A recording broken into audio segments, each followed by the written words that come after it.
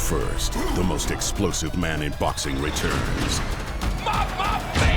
The legend of Gervonta Tank Davis. In his path stands fellow world champ Lamont the Reaper Roach, looking to step in and take out the Tank. Into the battleground. Ain't gonna stop me now. This is the final round. That power is deadly. We coming. It's Tank versus Roach, tonight live on PBC pay-per-view on Prime Video. And we'll look at the numbers for these two fighters, and one of the most important things, they're not huge edges, but the height and reach for Leo Santa Cruz, he believes they're going to have to be his ticket to a win in this fight. And after alluded to it, he's got to fight tall, and he's got to use that height and reach. And the rules for the main event, there is no standing a count, no 3 knockdown rule. Only the referee can stop the fight. A fighter cannot be saved by the bell in any round. If an accidental foul or headbutt causes a fight to end within 4 rounds, it's a no decision. After 4 rounds, they go to the scorecards for a technical decision. It's All Hallows Eve. It's a showdown in the Lone Star State here at the Alamo Dome. It's time once again for Jimmy Lennon Jr.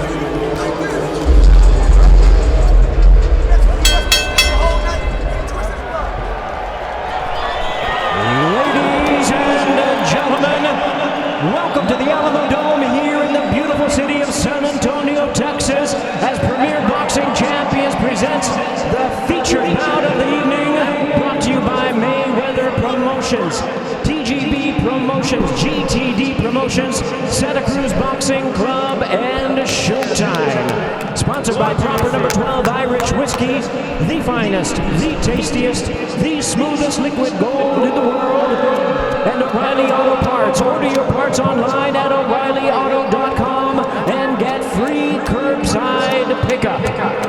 This bout of the ring is sanctioned by the WBA, the president Gilberto Jesus Mendoza, the supervisor Julio Time, along with the Texas Department of Licensing and Regulations. The executive director is Brian Francis. Introducing our 3 judges scoring from ringside. From Connecticut, Glenn Feldman. From California, Alejandro Ruchin. And from Oklahoma, David Sutherland. Introducing our referee in charge, he will be giving instructions after the introductions, Rafael Ramos. All right, fans, here we go with the main event of the evening, 12 rounds of boxing for the WBA Super Featherweight and WBA Lightweight Championship of the world. And now, ladies and gentlemen in attendance, and boxing fans joining us around the world, live from San Antonio, Texas, it's showtime!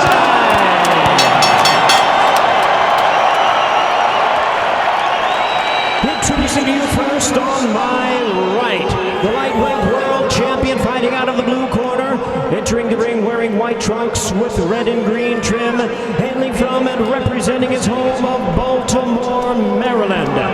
He weighed in at a ready 129 3/4 pounds with a sensational record of 23 wins, no losses. He has 22 big wins coming by with a knockout.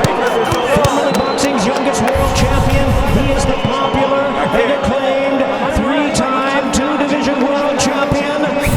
Ladies and gentlemen, here is the hard-hitting, current, reigning and defending, undefeated WBA lightweight champion of the world, introducing Gervonta Tank Davis.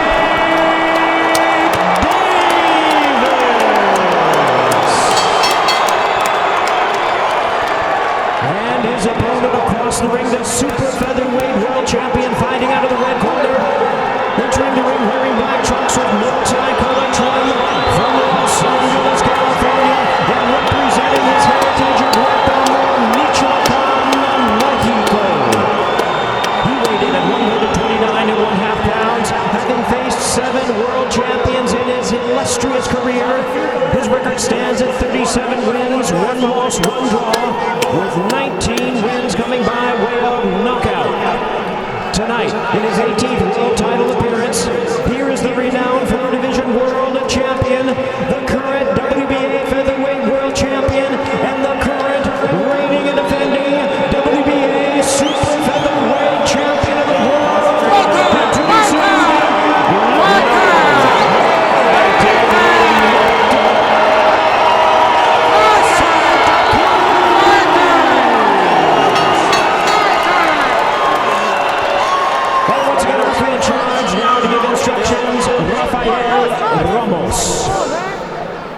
place.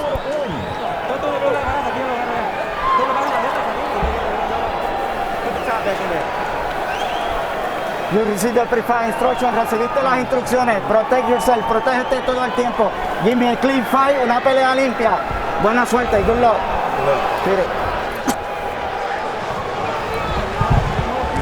Yeah, you got it.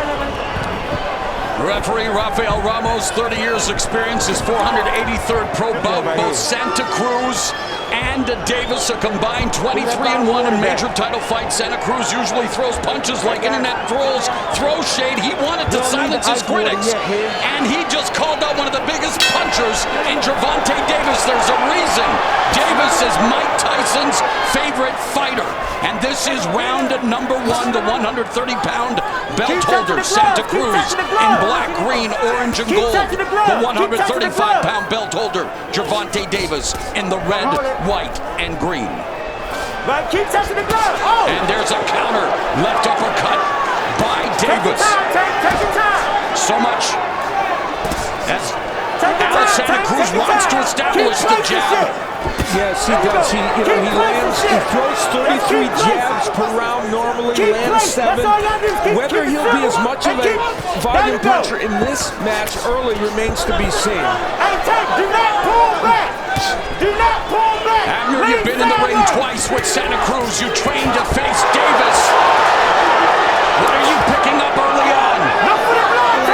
Santa Cruz is trying to stay disciplined with that jab. He's trying to work his jab and move backwards a bit. He's got to turn Davis, though, to his left and not extend the jab, because when he does that, I already saw early on that Davis counter punches with that left. Yeah, that left uppercut has been there. Santa Cruz goes upstairs. You know, the combination punching with Santa Cruz can't push Davis back. And that would be interesting to see. Davis doesn't normally fight going backwards. Again, Davis winding up with that left uppercut. Already blood on the face of Leo Santa Cruz.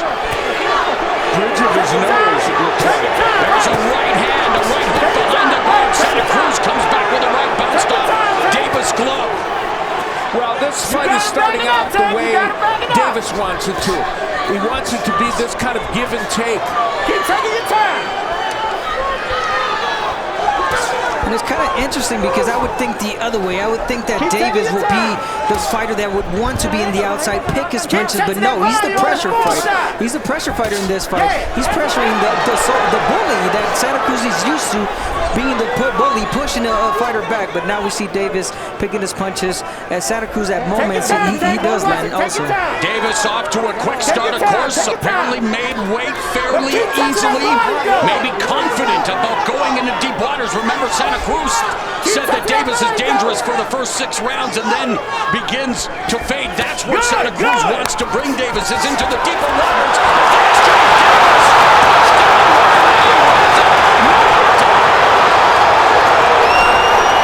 And the just over 9,000 fans in attendance, if the introductions were any indication, all the fans may be cheering on both fighters. Great start here. Round number 1. Keep coming home with it. Keep coming home with it. An electric atmosphere at the Alamodome.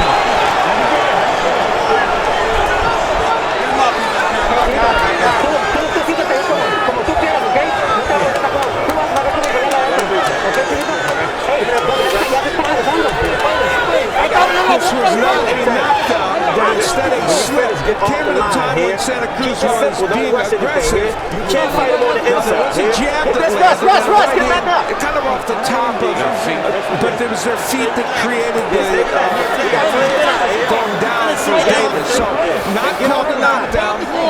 And another look at it will demonstrate that it was their feet that kind of got wrapped up with each other, even though Santa Cruz was pushing forward. And an appropriate call on that in what was a hamstring round 1. I got you. Got that. Go, coaches.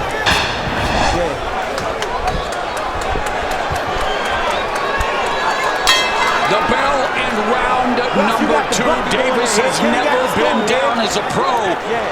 Leo Santa Cruz officially down once, but the referee actually apologized to him after for missing the fact that the punch was a rabbit punch. Take your time, take your time. Santa Cruz delivering the jab, trying to split the guard, leads with the right hand, putting pressure on Davis early in round 2. Intriguing. You know, already Leo Santa Cruz, you can get the feeling he thinks he can push Davis back in this fight. Will that be the proper move for him? He's landing some nice punches. Well, the narrative coming in was that Santa Cruz was the smaller guy. We saw it the weigh-in. He had added muscle, and that does not seem to be the case against definitely a more compact, harder puncher, but Santa Cruz is not the smaller guy in this fight. Well, listen, the only reason we said that Santa Cruz, a lot of people would want Santa Cruz to box in the first couple of rounds is because we know David carries a big punch, and it's almost like in the first couple of rounds. But that's the game plan. You want to push a Davis back. He doesn't know how to fight backwards. Davis turns 26 next Saturday. Santa Cruz turned 32 in August. So the youth is on the side of Davis. Misses with that counter left uppercut that has been there for him. Yeah, you feel that's going to be an important weapon for Davis. He's trying very hard to get it in. He has to be careful throwing it from too far out. He'll get countered by Santa Cruz. Just past the midpoint of round 2. A compelling confrontation. And already so much to observe. Davis! There goes the sportsmanship!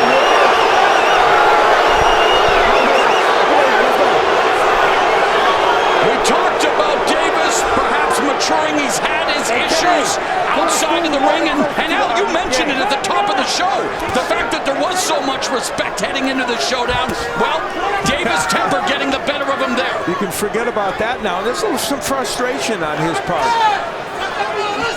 And that's not always a good thing for a fighter. If you get frustrated, you start draining yourself also mentally. And, you know, Santa Cruz doing a fantastic job in this second round. And Davis, leaving the distractions of his life in Baltimore, spent 15 weeks in Las Vegas at the Mayweather Boxing Gym, said that he would like to hold all of his camps there because of the lack of distractions and the ability to focus. But Santa Cruz now, Davis won some of those shots and avoiding the right hand, but it is Santa Cruz putting on pressure. It's a combination punch gives Santa Cruz. When he is at his best, those combinations flow, but there's that left uppercut from Davis.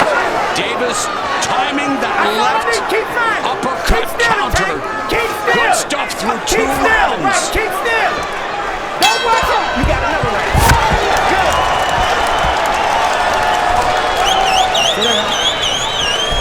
Right there.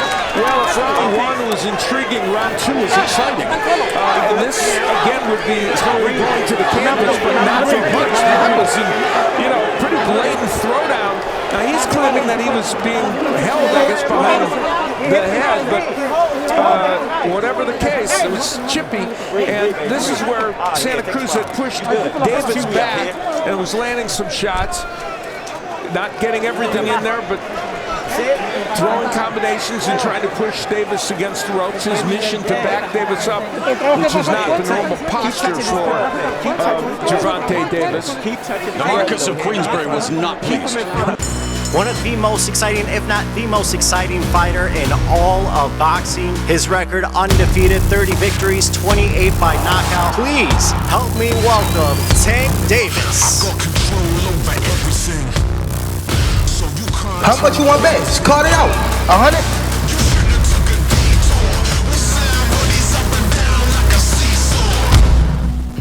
I keep telling them. I know you miss me.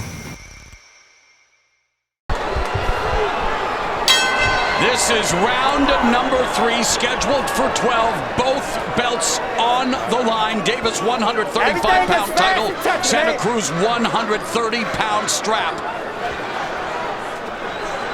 I like what I'm seeing from Leo. He's not throwing wide punches. He's throwing straight punches, which is making Davis pull right back, and he catches Tank Davis with those punches. It's making Santa Cruz staying at a distance, which is good on his end. You get the feeling Davis is adapting so far to being pushed back is that he's going to want to try to land that counter left hand, a big power punch, and that's the thing that Santa Cruz has to really be careful of, because Davis can land that shot and hurt you. Santa Cruz wants to keep Davis corralled in the corner, but there's a counter left from Davis, allows him to escape. Santa Cruz taking small steps, and there's a left hook. Again, the left hand missed with the right uppercut. And of course, anything either Santa Cruz or Davis throws, and this is the first time during the pandemic, you know the crowd is going to react. And again, Davis getting physical.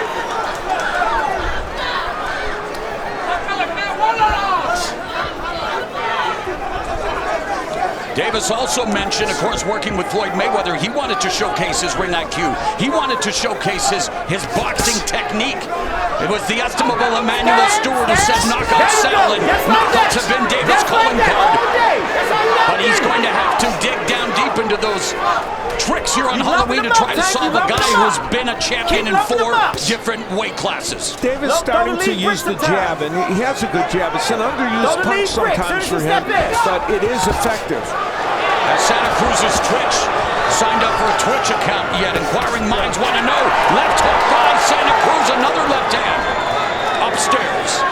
Well, this is a fight being fought right in the pocket, and that may be a surprise to some people because we thought Santa Cruz was going to have a little more movement, but it's a pocket fight, and that's going to make it a good fight for the fans.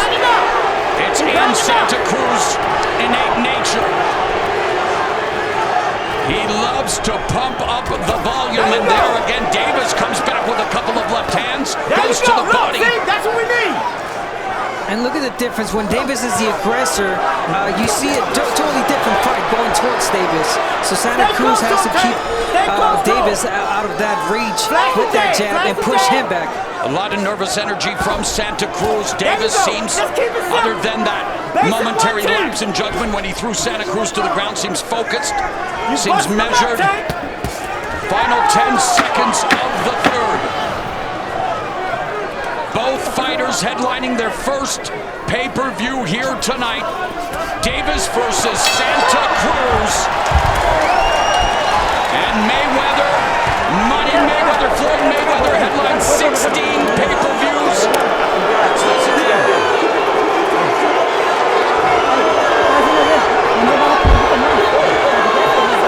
The dapper Floyd Money Mayweather trying to deliver some instructions. Man, Tank, look, don't pull back. That's how you catch him here. And remember, when he throws the brick, the one is coming on the other side here, all right? And it's nothing wrong with you getting close to him here and keep your hands up in the inside. You good, babe. Just take deep breaths. Take deep breaths. We good. We excellent. Hey. Aguántale hasta los 5 o los 6.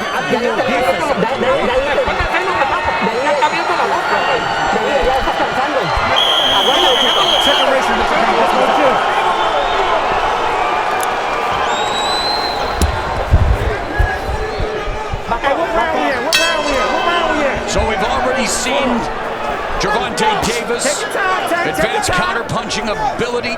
And now here, beginning of round 4, Leo Santa Cruz double and triple pumping with the jab.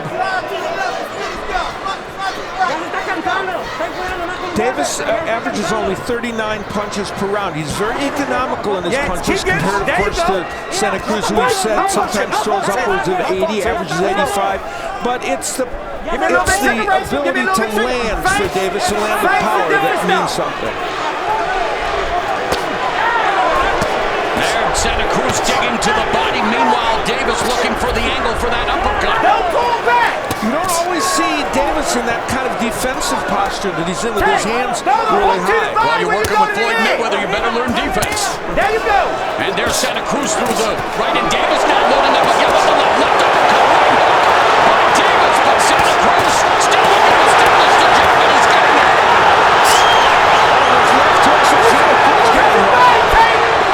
An eruption from the crowd here at the Alamo Dome. This main event delivering already. Here in round 4, lead right hook by Davis. Is this the right strategy for Santa Cruz? He's getting to the left, and he's taking power punches. This feels like when Diego Corral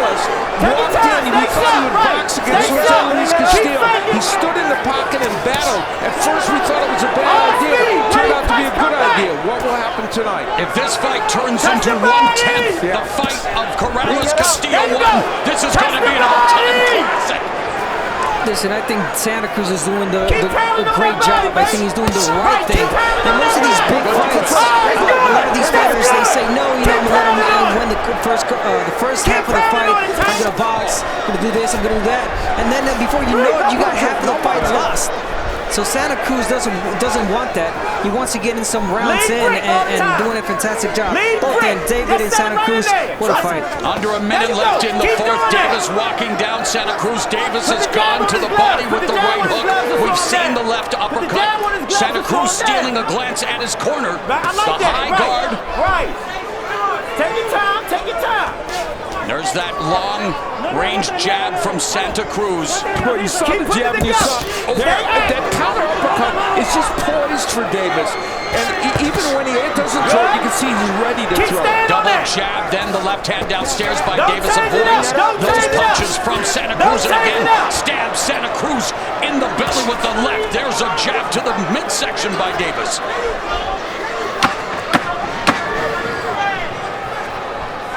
Rounds are flying by here at the Alamo Dome. We are through 4.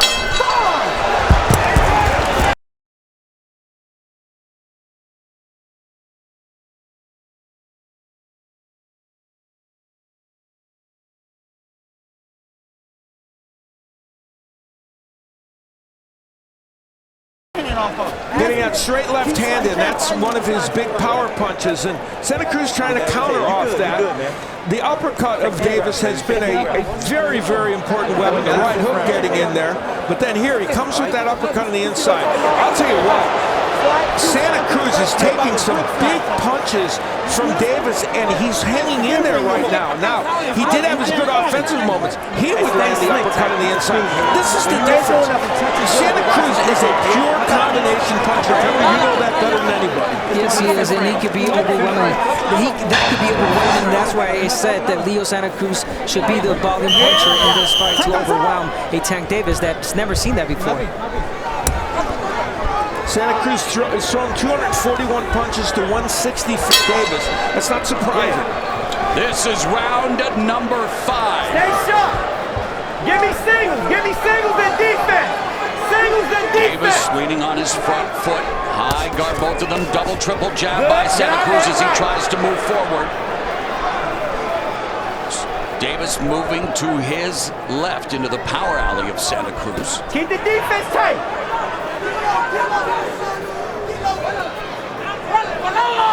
Keep the defense tight.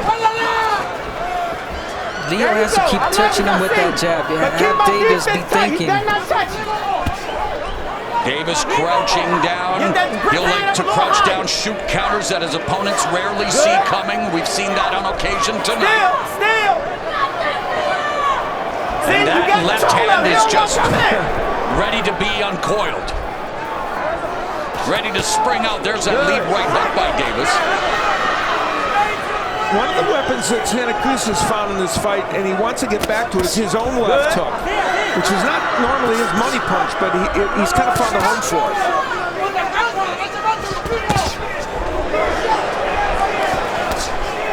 In the counter, left hand glances off the rib cage of Santa Cruz. I see blood, Tank. I see blood. And another counter left. I see blood. Santa Cruz delivers a right. Yeah, everything fast. They got me hard. We talk about Santa Cruz combination punches. Difficulty putting them together here in the fifth as we move past the midpoint, as that left bomb is always ready to be returned. You know, Davis has landed some huge power punches here, so you got to give Santa Cruz credit already for being able to take that power. Doesn't mean he's going to continue to be able to. Known for his durability, his sturdy chin, and yeah, when you're taking shots from a guy like Davis, that's saying something. Remember, only one man has gone the distance in Davis's career. 23-0, 22 knockouts now. Santa Cruz trying to swarm Davis. I got it. Was it a clash of heads? You know, give Davis some credit for slipping a lot of these punches too. He's not getting hit a lot with some of those combinations. Tank, When he drop low, you gotta shoot But when Leo does that, he keeps Davis busy. When Leo stays in the bag like that, he gives Davis the opportunity to land that 1-2, pick his punches. But when Santa Cruz is aggressive, despite him landing or not, 1 or 2 punches is going to land. You know, he keeps Davis, on his back foot. Right. Yep, see? Final 15 seconds of the fifth. Much more tactical round. Yeah, I was going to say pace baiting a bit. Both of them try to continue to collect data. Davis again goes downstairs with a left uppercut, sweeping right hook upstairs.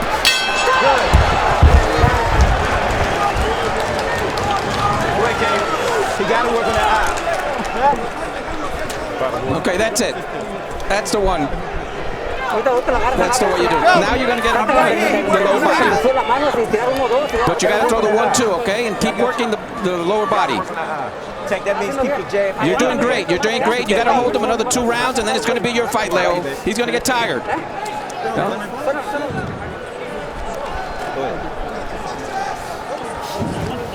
No, he got to put something on. Nice and slow, nice and slow. Just fix that nose a little bit. That means keep that jab hand up when you finish. That's all that means, man. Just hold him off, and then the second part of this fight is ours. That's it, that's all he's going to have. That's all he has for this fight, that's it. You'll take it now. Right here. Okay. Grab the stool. Y'all need a fresh bottle. Round at number 6. Davis, Santa Cruz's first left-handed opponent since March of 2014 when Santa Cruz successfully defended his 122 title against Christian Mijares. And there's a right downstairs by Santa Cruz that landed with a nice thud. And of course we saw his dad in there, taking a look and what must be going on in his mind. Nice right hand by Santa Cruz.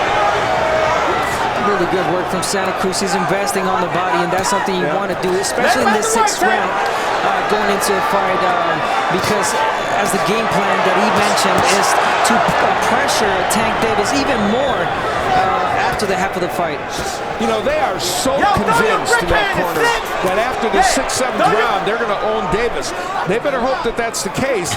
Yes. But he is doing some fantastic work here, Santa Cruz. They both are chucking leather, and a mark now, a mouse beginning to form under the right eye of Gervonta Davis. So they are throwing punches and bunches here in the 6th. And that's courtesy of a couple of those left hooks that Santa Cruz has landed. Santa Cruz putting together his combinations. There's that lead left uppercut on the inside by Davis. What a great round so far for Santa Cruz, though. His combinations have been precise in landing.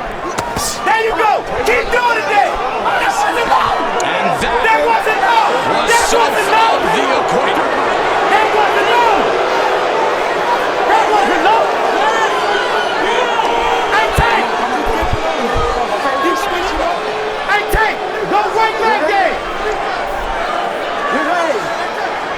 Davis has never been deducted any points for fouls. Went low with that one. Santa Cruz did not eat up much of the 5 minutes allotted for him to recover, and they continue here.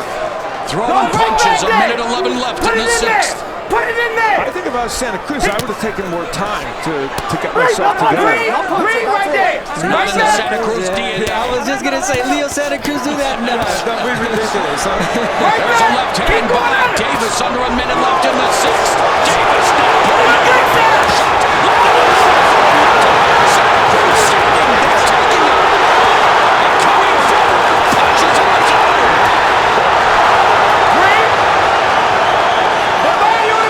Scintillating stuff here in the 6th round. Gervonta Davis, Leo Santa Cruz, 2 champions with the hearts of champions. If Davis thought Santa Cruz was going to fast from his...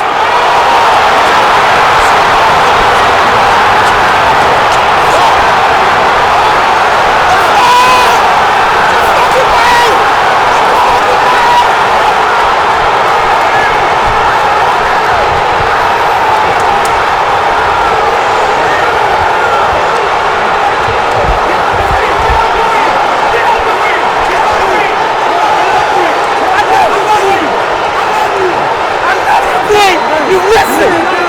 Bro, I love you, boy.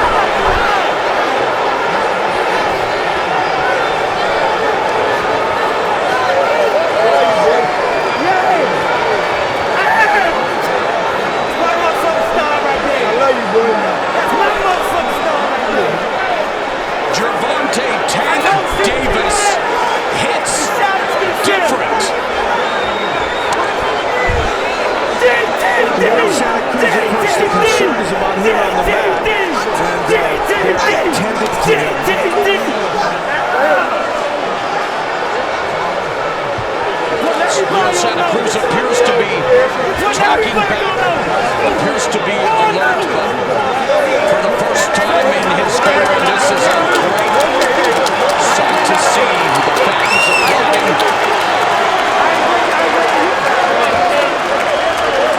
Gervonta "Tank" Davis with a strong candidate for knockout of the year.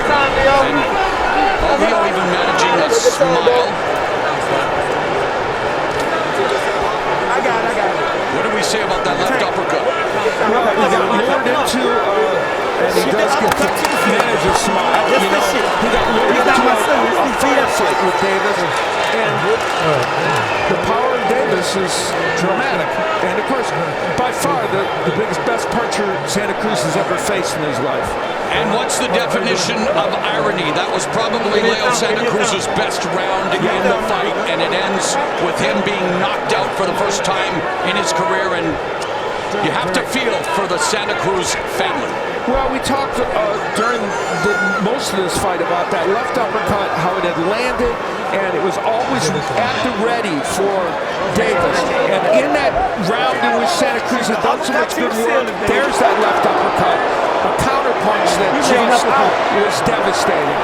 And it was there the whole fight. Some big ones landed, but none like that. It's the punch that you don't see that does the most damage, and that punch came out of nowhere.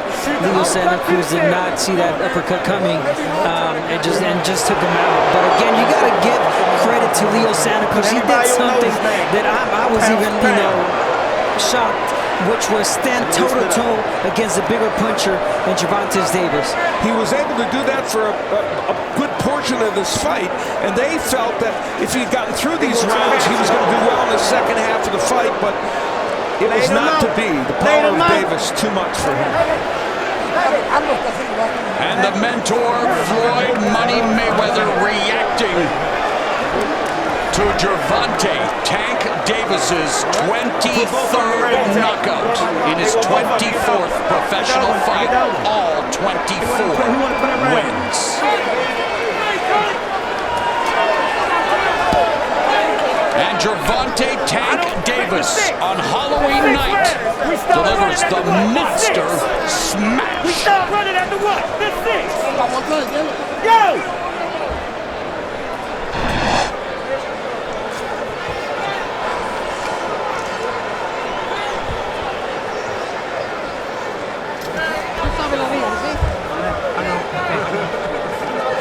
The numbers, 55% of the power punches landed by Gervonta Davis, and many of them were potential knockout punches, but finally that uppercut did get the job done. Santa Cruz throwing more punches as we expected he might, and landing a fair number of them as well.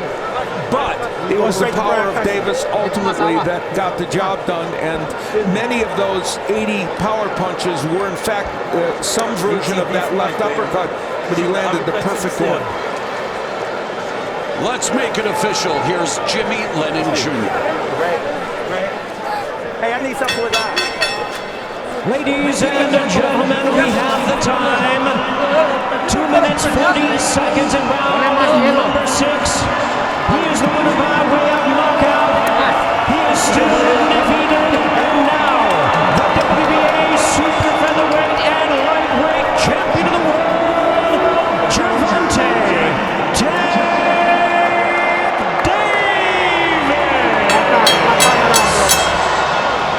Tonight is the night. I know you ain't focused. You better tighten up. I beat you twice. They cheated. You sure? You better leave the females home. Strap your boots up. It's gonna be a hell of a ride. How much you want bet? As we see coming to the ring right now, Charles Clark, who's taking on Jose Valenzuela. Clark, super featherweight from Dallas, Texas. Last fought February 22nd of 2018, getting a 4-round unanimous decision. This fight right here ends a 19-month career layoff for him. As we now see coming to the ring, Jose Valenzuela, also known as Rayo, part of the Team Benavides team. He's 4-0 with 1 knockout. Young kid, age 20. Born in Los Mochis, Sinaloa, Mexico. Made his pro debut just about a year ago, September 22nd of 2018. Started boxing at age 11. Got a lot of promise in this young kid. Been training with the Benavideses for a while now. And the entourage they have, I mean, Bandera Roja, what, about 20, 25 people are coming in with this kid? Boxing champions now present 6 rounds in the super featherweight division. Brought to you by TGB Promotions, Man Down Promotions, and Sean Porter Promotions. Sponsored by MGM Resorts and Brooklyn Boxing. Introducing first in the red corner, wearing the black and green trunks. He weighed in at 129.2 pounds. With 7 fights on his record from Dallas, Texas, presenting Charles the Cobra Clark. And his opponent across the ring in the blue corner, wearing the black, gold, and green trunks. He weighed in at 129.2 pounds. His record is unblemished, 4 victories, including a 1 by knockout. Hailing from Los Mochis, Mexico, presenting Jose El Rayo Valenzuela.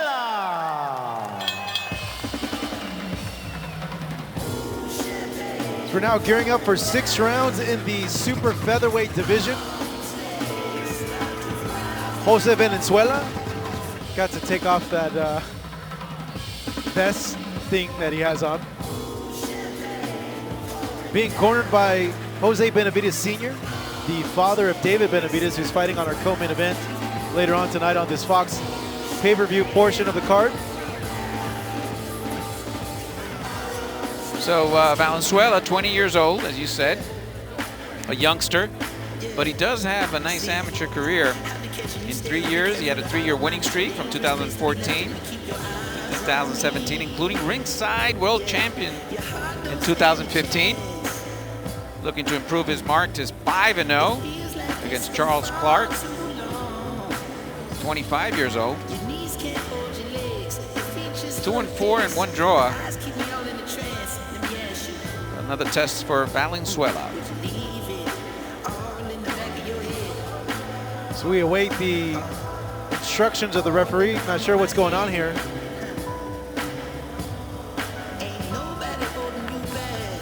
But for you fans watching us at home or on your mobile device, wherever you are, thank you for tuning in.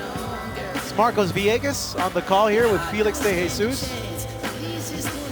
Good night of action so far, with a lot more to come on FS1 at 4 o'clock Pacific time, and heading into our big main event, Fox pay-per-view at 6 p.m. Pacific time, headlined by Errol Spence and Sean Porter.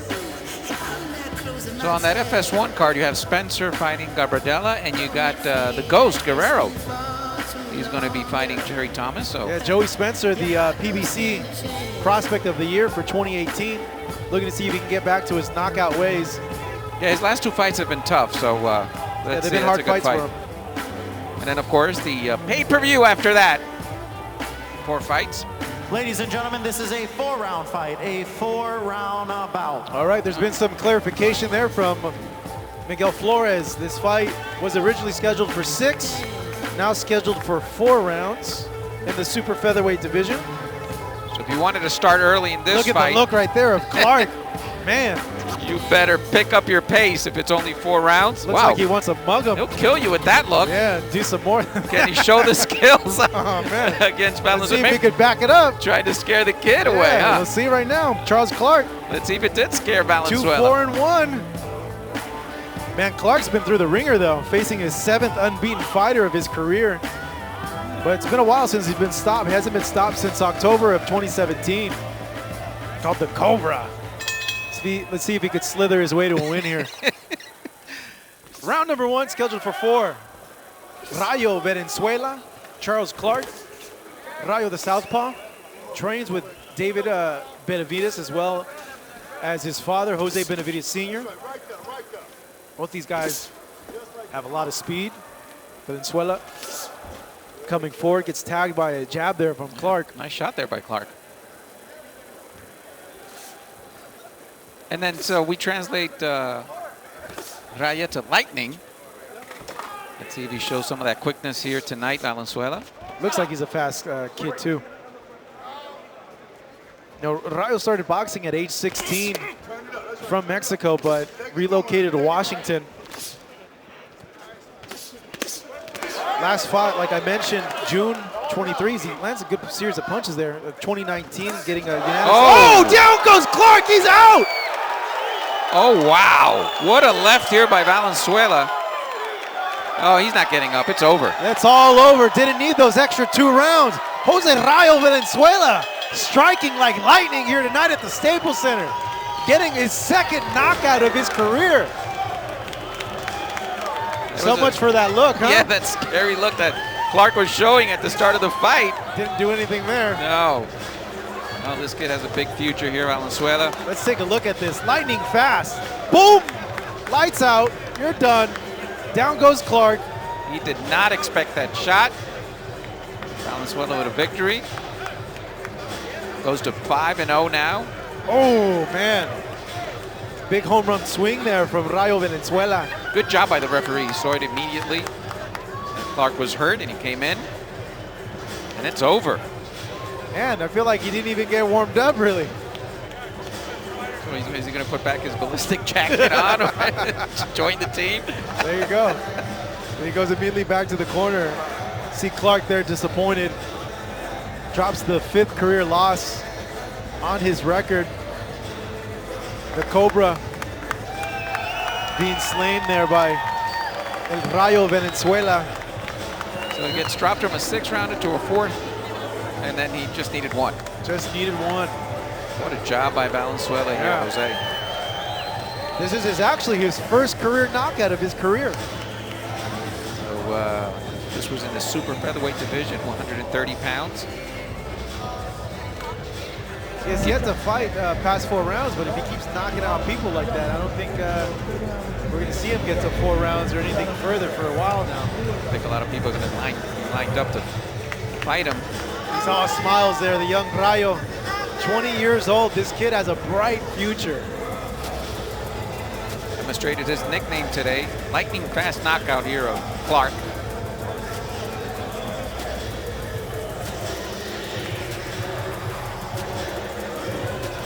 Coming up further on tonight, folks, make sure to purchase the pay-per-view. PBC on Fox, Errol Spence Jr. versus Sean Porter coming your way. 6 p.m. Pacific time. You can order it on foxsports.com and all your apps. It's streamed on all platforms. I know some people order late, but why not see the undercards? You're paying for them. Ladies and gentlemen, the end comes in round number 1 at 1 minute and 6 seconds for your winner by knockout and still undefeated, Jose El Rayo Valenzuela. I'm back, motherfucker. Y'all know how I'm coming. He gonna pay for it. Now watch this.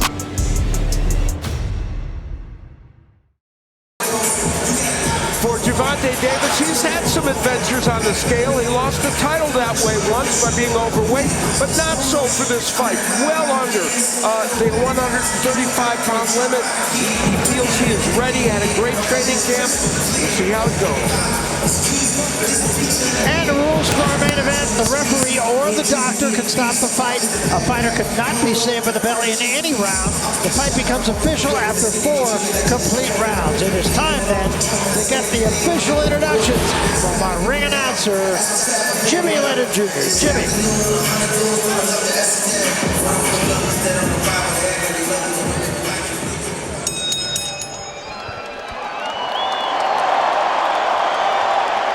Ladies and gentlemen, we welcome you to Barclays Center here in Brooklyn, New York, as Premier Boxing Champions presents the featured bout of the evening, brought to you by Mayweather Promotions, TGB Promotions, GTD Promotions, and Showtime. Sponsored by Universal Pictures, The Black Phone, starring Ethan Hawke, in theaters June 24th. Jurassic World Dominion, see it only in theaters June 10th, and DraftKings Sportsbook. New customers can bet $1 and win $100 instantly. Download the app, use code GLOVES, and make it rain.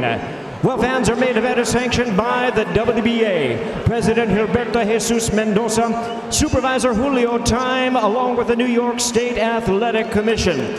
Introducing our 3 judges scoring our main event from ringside, all from the state of New York, Ron McNair, Kevin Morgan, and Robin Taylor. And introducing our 3rd man to the ring, the referee in charge of this bout, David Fields. All right, fans, here we go with the main event of the evening, 12 rounds of boxing for the WBA Lightweight Championship of the World. And now, ladies and gentlemen in attendance and boxing fans joining us around the world, live from Brooklyn, New York, it's showtime!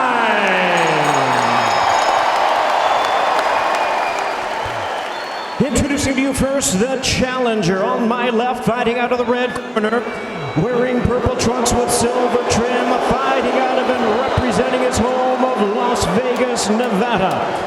He weighed in at 134 1/4 pounds. He is undefeated in his campaign to the ring with a record of 14 wins, no losses, 12 wins coming by way of knockout. Tonight making his first attempt at a world title.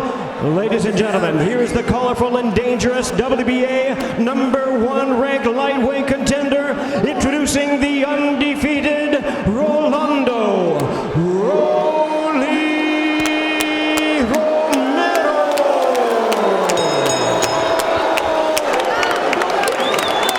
And his opponent across the ring, the defending champion, fighting out of the blue corner, the All-Star Boxing from Baltimore, Maryland. He weighed in at a battle-ready 133 3/4 pounds with a sensational record of 26 wins, no losses. He has 24 big wins coming by way of knockout. Tonight, in his 11th world title appearance, ladies and gentlemen, here is the popular and acclaimed 5-time 3-division world champion, the hard-hitting, undefeated, reigning and defending WBA lightweight champion of the world, introducing Gervonta.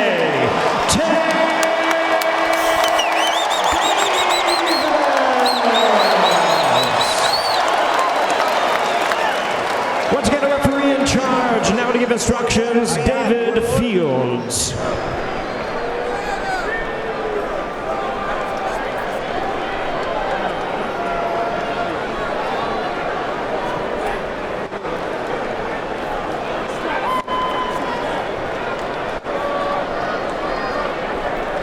Okay, gentlemen, we scheduled to box 12 rounds for the WBA Lightweight Championship of the World. I've gone over the rules in the dressing room. I expect you to obey my commands at all times. Most of all, protect yourself at all times. Touch gloves, good luck.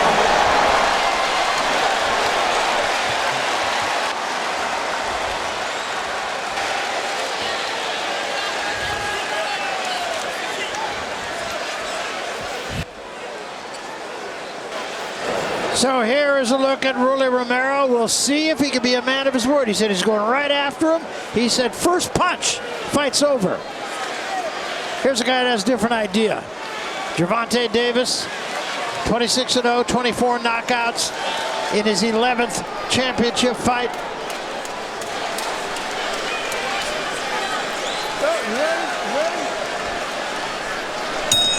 And here we go, round one.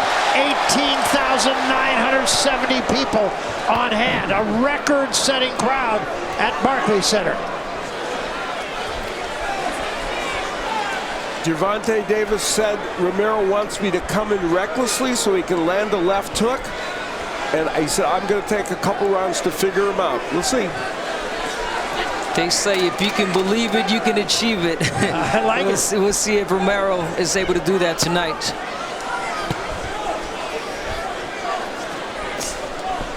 Just a couple of paws with the left hand so far from Romero.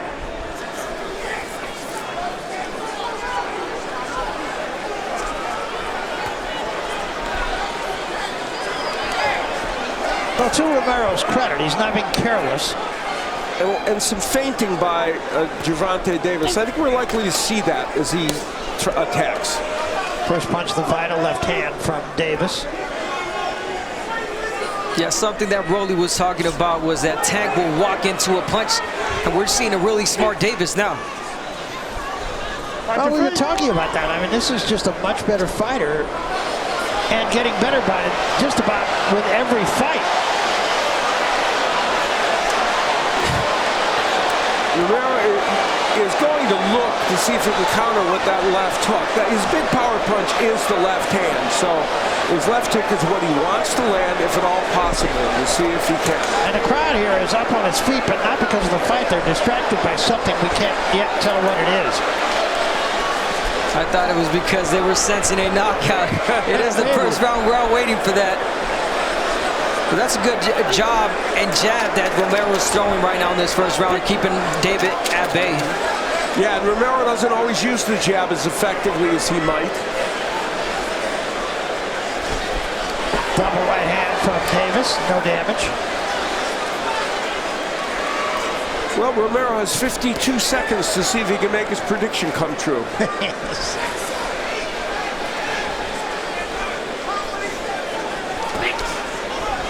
Davis's prediction was we'll see what happens in round two. Not to Romero's defense, but he did say with the first hard punch that I hit him, he still has not landed any. Well, he did mention round one. yes. But these are heavy punches, so you could expect in any given moment.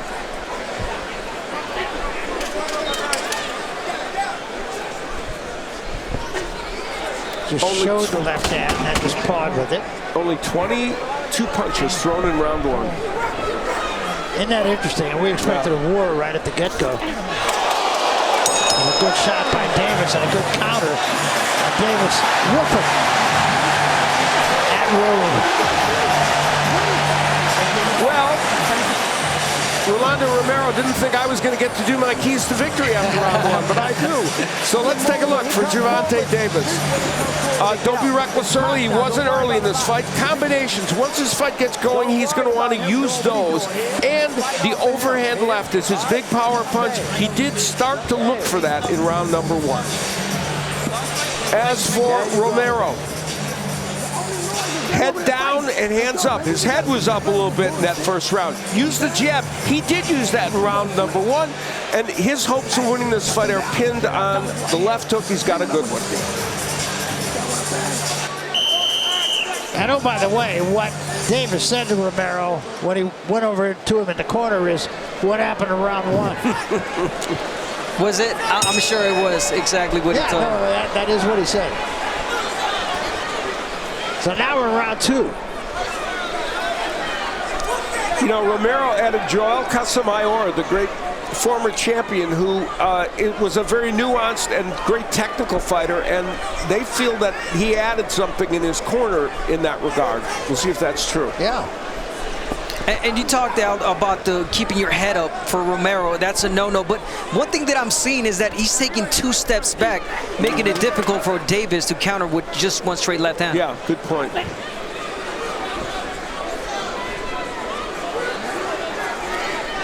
Gervonta Davis was clear with us. He said, it may take me a couple rounds to figure out his awkward style. Yeah, I think the way these first round and minute have gone is there's a healthy respect from either guy. I think it's the power they both respect. Yeah. And you have to. You can't get careless, especially in the type of level of this magnitude fight.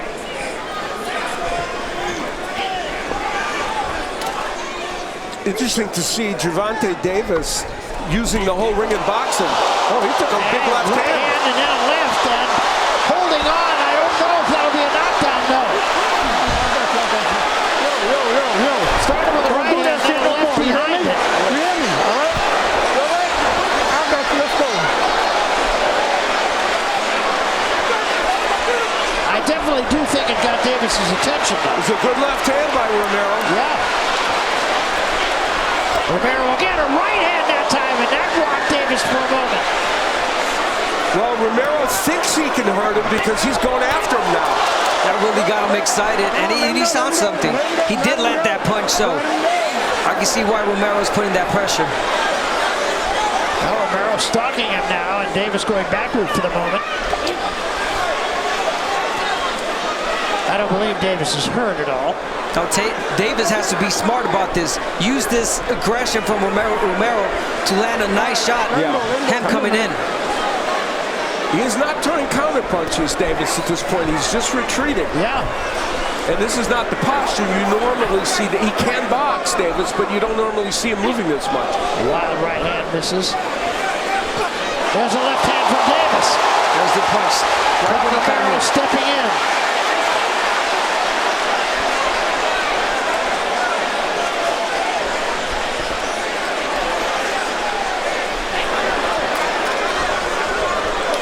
What Romero is doing in this fight is using his jab as a rangefinder and very effectively. Yeah. Another left hand from Davis, but it was partially caught by Romero. Action round. You hit him for the break, all right? You wanted violence, now it's getting out of control. You wanted violence, now it's getting out of control. Start a riot, now you're in the thick of it all. There's no one dying, get the other tip of your thumb. Period, from the animals. In that round, there would be a left hand. It was actually more of a jab than a hook. How much damage it did, I don't know, but and then that left hook, actually the second left hook landed kind of toward the back of Davis's head, which I think is what he might have been complaining to referee Field about. Then later on in the round, Davis himself would get the left hand in.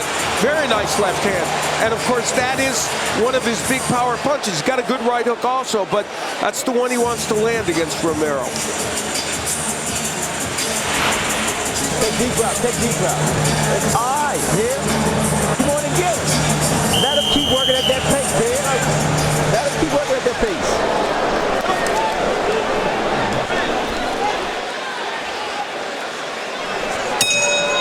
Now this is round 3, and the crowd already on its feet here. I think there's a palpable tension in this room. Yeah, there's no question. Because, you know, 2 guys that are knockout punchers, and while it's true Romero's not the big underdog, they're still wondering. Yeah, and they each have already had a moment. Yeah, exactly. Yeah, that last round was a really good round for Romero. And you got to take advantage of moments like that when you might not even hit them hard, talking about Davis, but use the crowd as an advantage because they get rowdy, they get really loud. So, you know, that might play with Davis' head, you know, that he might be doing something wrong. You know, this is, in his last fight, Romero fought a lefty, Anthony Yiggett, and so he felt that was good preparation for left-hander Davis. We talked about the jab that Romero's using, really effective. Combination from Romero, but nothing serious. Right hand was caught by the glove of Davis. This fight early on is looking to be the simple equation. The left hook of Davis, or of Romero as he comes in, and Davis looking to counter him with his straight left. Yeah, although Romero has gotten a couple of right hands in there with some pop. Yeah, Davis is trying to take that jab away. Trying to hook with that jab. He's short with the hook, goes Davis. That was caught in the gloves. Romero able to get that hook in there. Yes, he did. Yeah, the range of Romero right now may be the difference in this fight. Well, I remember last time out he fought, Davis fought Isaac Cruz, who's 5'3". Now he's in against a 5'7" fighter who does have range. Counter left hand from Davis. This is a high-level, power-punching chess match. I'll say. Yeah, because you would want to ask for one more punch from Davis, but then again, that is the right thing. You just want to counter with one, especially against a puncher from Romero. Do not let it go until you're sure you're going to let it. Davis, neither one of those any damage. Now Davis just fainted, and the more he does of that, and we saw it early, the better off he'll be in this fight. Yeah, he fainted and Romero flinched. Yeah. You starting that shit, all right? Don't stop, man. Get a little ugly in there.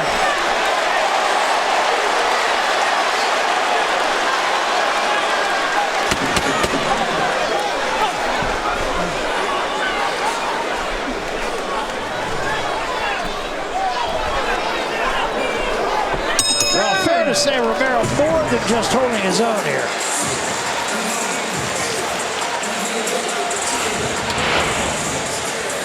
Here's where the left hand is going to come from Romero. He's got kind of a half jab, half hook going here, and it's getting in occasionally to the head of Gervonta Davis. Later on, the right hand will come from Romero, and he lunges, and that allows Davis to counter with the left. And that's what Davis is very much looking to do, counter off a mistake of rolling Romero. All day, all day, all day. You said stay in that jab, baby, stay in that jab. All right, do it, breathe.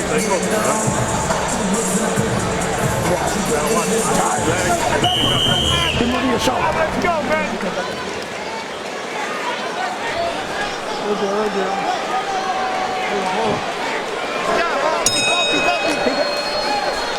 Action fight so far, this is round 4. You talked about that jab, half jab, almost like a hook that Romero threw seconds ago. I mean, in the last round, that was a really good setup punch. It was a 1-2, and then he threw the short hook. As he's the longer fighter, it helps. He's going to be able to do that because Davis is going to pull straight back.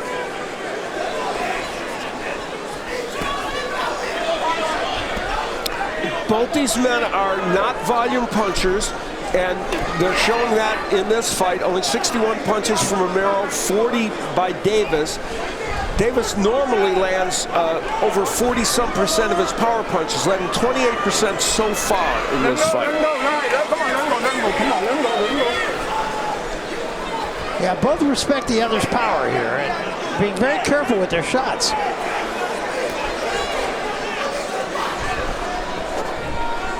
Yeah, this is a really skilled matchup right now. Both of them are not trying to make mistakes.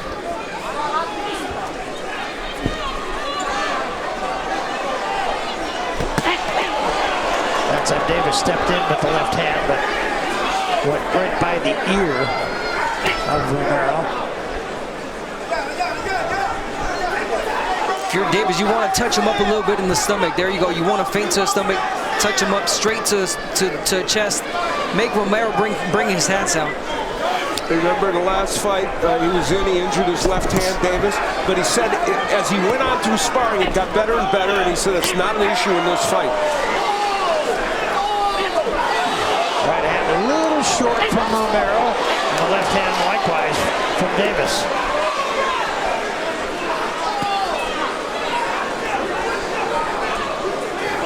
Davis is not using, well, there he did. I was going to say he's not using the jab to pave his way in, but he did do it there.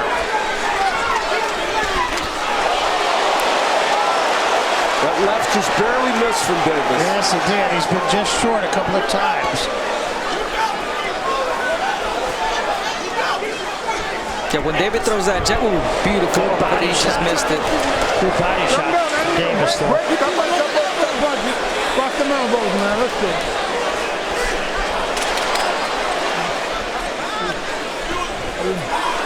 There's a little blood, I think, around the forehead of Davis, maybe from a clash of heads.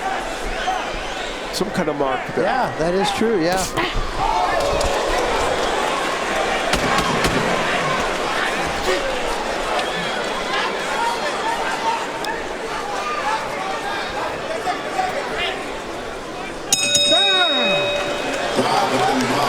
DC versus Baltimore come March the 1st. It's always been a rival with DC and Baltimore. I grew up in Washington, D.C. My environment is a reflection of my boxing career. Come March the 1st, we dance. I'm about to make a statement.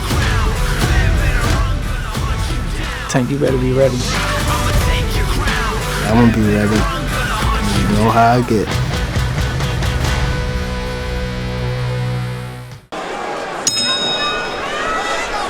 So we come to round 5 of this fight. Tough fight, close fight, very much as advertised. Head in the game, Tank. You want to keep your head in the game because, you know, I see a little distraction there. The mom dancing. Well, it's interesting, and I think we detected Davis saying he's still a little strong, meaning that they didn't feel like Romero was depleted at this point. And kind of an indication that he felt a little strength from Romero. Ooh, that left by Davis. Man, he threw with bad intentions and he just couldn't quite get there. He's been very close a few times. And he's not able to get all the way in because Romero is still using that jab really effectively. Taking those step backs. There it is. Davis is leading off with the left hand and lunging a little bit, leaving himself a little open for a counterpunch. He might want to jab his way in. There's a left hand from Davis, but again, it was a little short. There was a good left hand. Caught on the side of the head.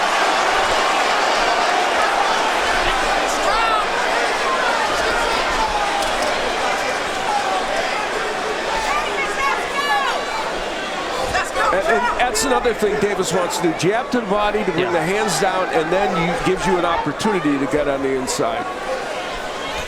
Yeah, and he's doing that. You can see the focus in Tank right now. Look at his eyes; they're locked in. He's waiting for Rolly to throw that right so he can counter. So he's upset that he just hurt himself, either his shoulder. I want to say it's his shoulder.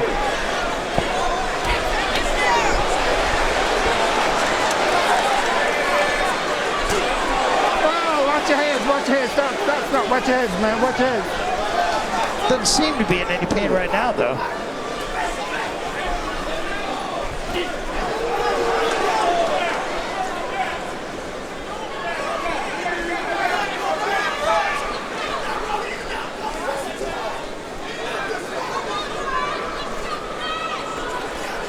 Romero believes that he's the biggest puncher that Davis has faced, and Davis is showing him respect at this moment, even though he's landed some good shots in this round. He is fighting as a bigger guy, Romero, right now. Good body shot. Well, and there's an elbow for him. They talked about it, you know, getting a warning from Field. Second warning. Good body shot. Ripped the left hand of the body.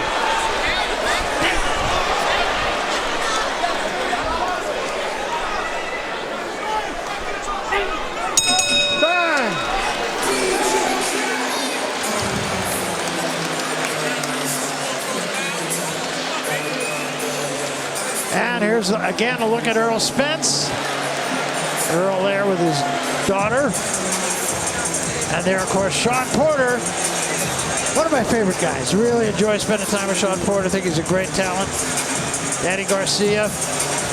Two-division champion fought here. They've had big moments here, those fighters. And Michael Strahan, the man about everywhere. I remember when he was a football player. And the covering up. Well, she's showing her normal shy. Yes, she is. Yeah. Inherently shy. Tracy Morgan, of course. How does he keep his head up? Mr. T started it. Well, this fight is becoming pretty interesting. It's not a wild brawl. There's not a lot of punches being thrown, but everyone is kind of on the edge of their seats about what power punch is going to land. Wow, Davis is like looking at the crowd talking. It's an interesting vibe from him right now. Yeah, and he did show some pain in his arm, in either his hand or his arm, his left hand. Yeah, now he did throw that left hand to the body after that, but we'll be watching that. Now he's talking to him. Really trying to play the mind game here, Davis. A little short with that left hand. And in the last round, a reminder that Romero threw several elbows, and they have complained about that, the Davis camp, leading up to this fight. Yeah, they knew that was going to happen. It is going to happen. Romero has to make that fight happen like that, believe it or not. He has to make it a dirty fight. And the onus will be on David Fields to see how much he will accept. And he's already given 2 warnings, so the next time that happens, that was for a low blow. But the next time there's an errant elbow, he can lose a point. And in a fight like this, which apparently is a pretty close fight, Don't make me start taking points from you. All right, let's go. Can't afford to lose a point. No. Yeah. Referee already talking about taking points off.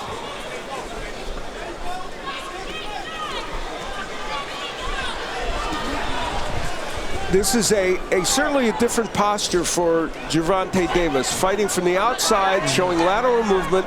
It's not that he's not capable of certain things like this. We just don't see it all the time. But I think it's something that he has to do against a bigger Romero. Yeah, probably.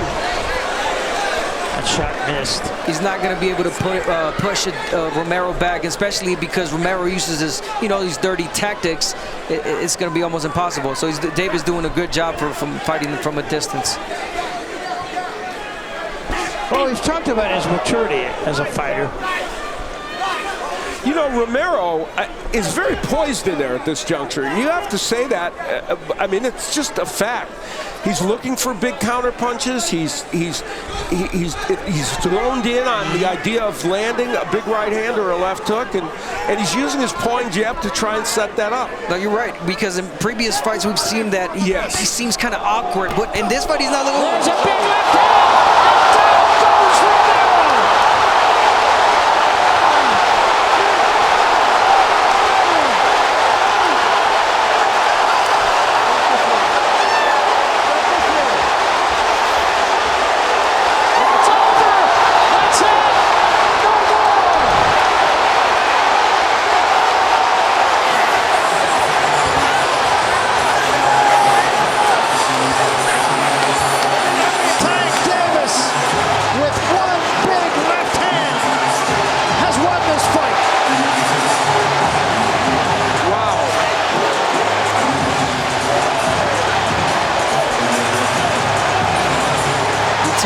Someone walking into a punch, and it was Rolly Romero who walked into that straight left. Wow, what a knockout. Sitting here in this arena, everybody thought one way or the other that was going to happen, and it did. You just could feel the palpable tension in the air. It was picture perfect. Yes. We've seen left hands get close. We had seen a couple left hands land, but nothing like that.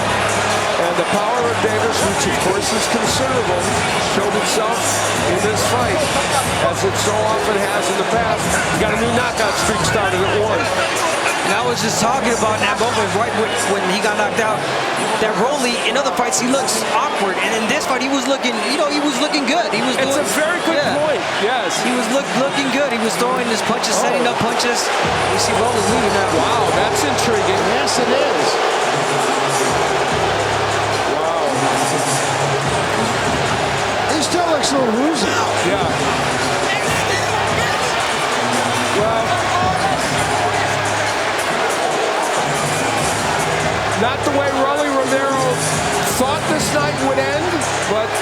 did, and he is making a early and hasty retreat. Yeah, he's got a confused face right now. His dad consoling him.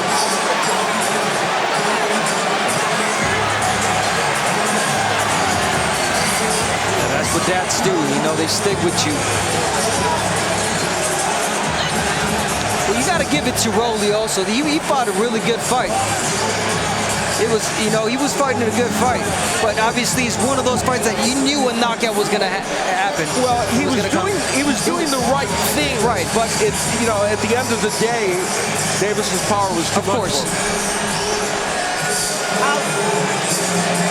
And for Tank Davis, the big punch, well-timed, patience. He was very patient. He never allowed the left hand of Romero to really be a weapon. Only a couple times did Romero get the left hook in, kind of a half jab, half hook, but he was able to, he kept pawing and looking for a chance to land that left hand and finally came. Yeah, we talked about the growth, the evolution from Tank Davis, and you got a glimpse of just that. He's not just a power punch that looks for a power shot. No, he sets up punches. Great knockout, great stoppage from Tank Davis. We talked about the left hand being hurt in the fight against Cruz. Let's look at the numbers. And again, neither of these men are volume punchers. Davis normally lands more in terms of his percentage of power punches, but he landed the one that counted, and that was that big straight left hand, and it was what got the win. Well, and I thought he set it up perfectly as well. We're going to get another look at it right here. But I thought he really set it up well. His man turned and it was over. He did indeed. And what he'll do here is just counter left hand as Romero came in, squared up, and Davis hit him. And, you know, Davis thought Romero would make a mistake and he would make him pay ultimately in this fight. That's exactly what happened. Now, Romero did beat the count, but he's very wobbly. His legs are not under him, and Fields felt that and I think a big part of it was his legs, and they still aren't under him. And Fields thought, I can't let this fight go on. There wasn't a complaint from the Romero corner. Now here we're going to see that counter left hand again. Right hand very low for Romero. Right in the chin, cross-eyed. I mean, his body, his legs were gone. Just a perfect punch. I mean, the perfect punch.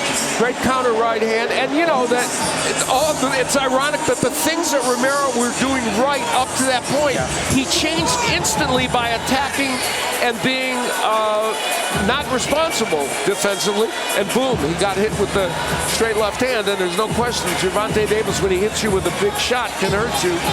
And it's a wide right hand.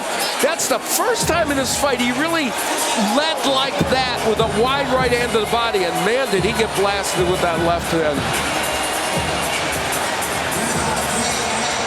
And without those ropes, he literally would have been out of this ring. Yeah. But yeah, that's a highlight reel knockout any way you look at it. Absolutely, and just, I mean, it just shows the maturity of Tank Davis. And all the frustration of all the give and take, the joy of Gervonta Davis demonstrated in that shot.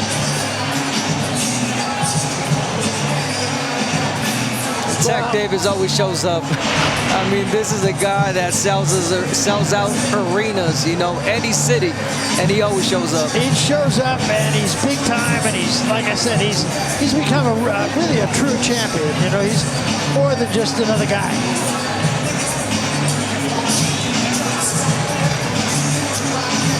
All right, let's go up to Jimmy Leonard Jr. We will make all of this official. David. Jimmy.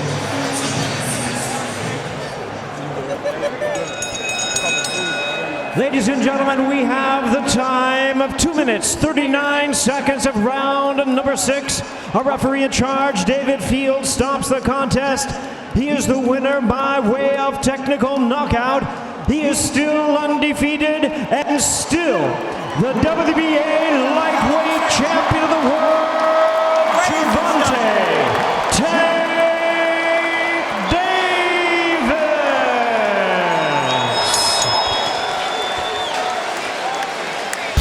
Since How much you want bet? 100? Out the womb, I was ready for action, ready to smash it. No sleep till daylight, homie, and I'm going full speed, no brake lights on me. Gotta get it, I'll admit it, I'm a menace. You can come and put your pants on me.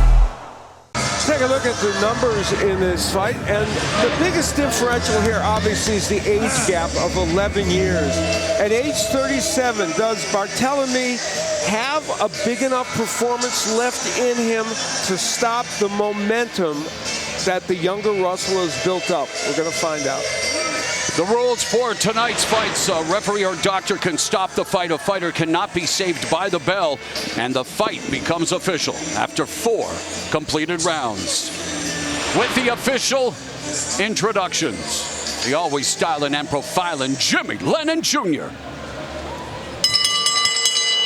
Ladies and gentlemen, a very good evening to you, and we welcome you to Barclays Center here in Brooklyn, New York, as Premier Boxing Champions presents a big night of action coming away, brought to you by TGB Promotions, DSG Promotions, and Showtime. And we extend a special welcome to the brave men and women serving around the world and joining us tonight on AFN, the American Forces Network.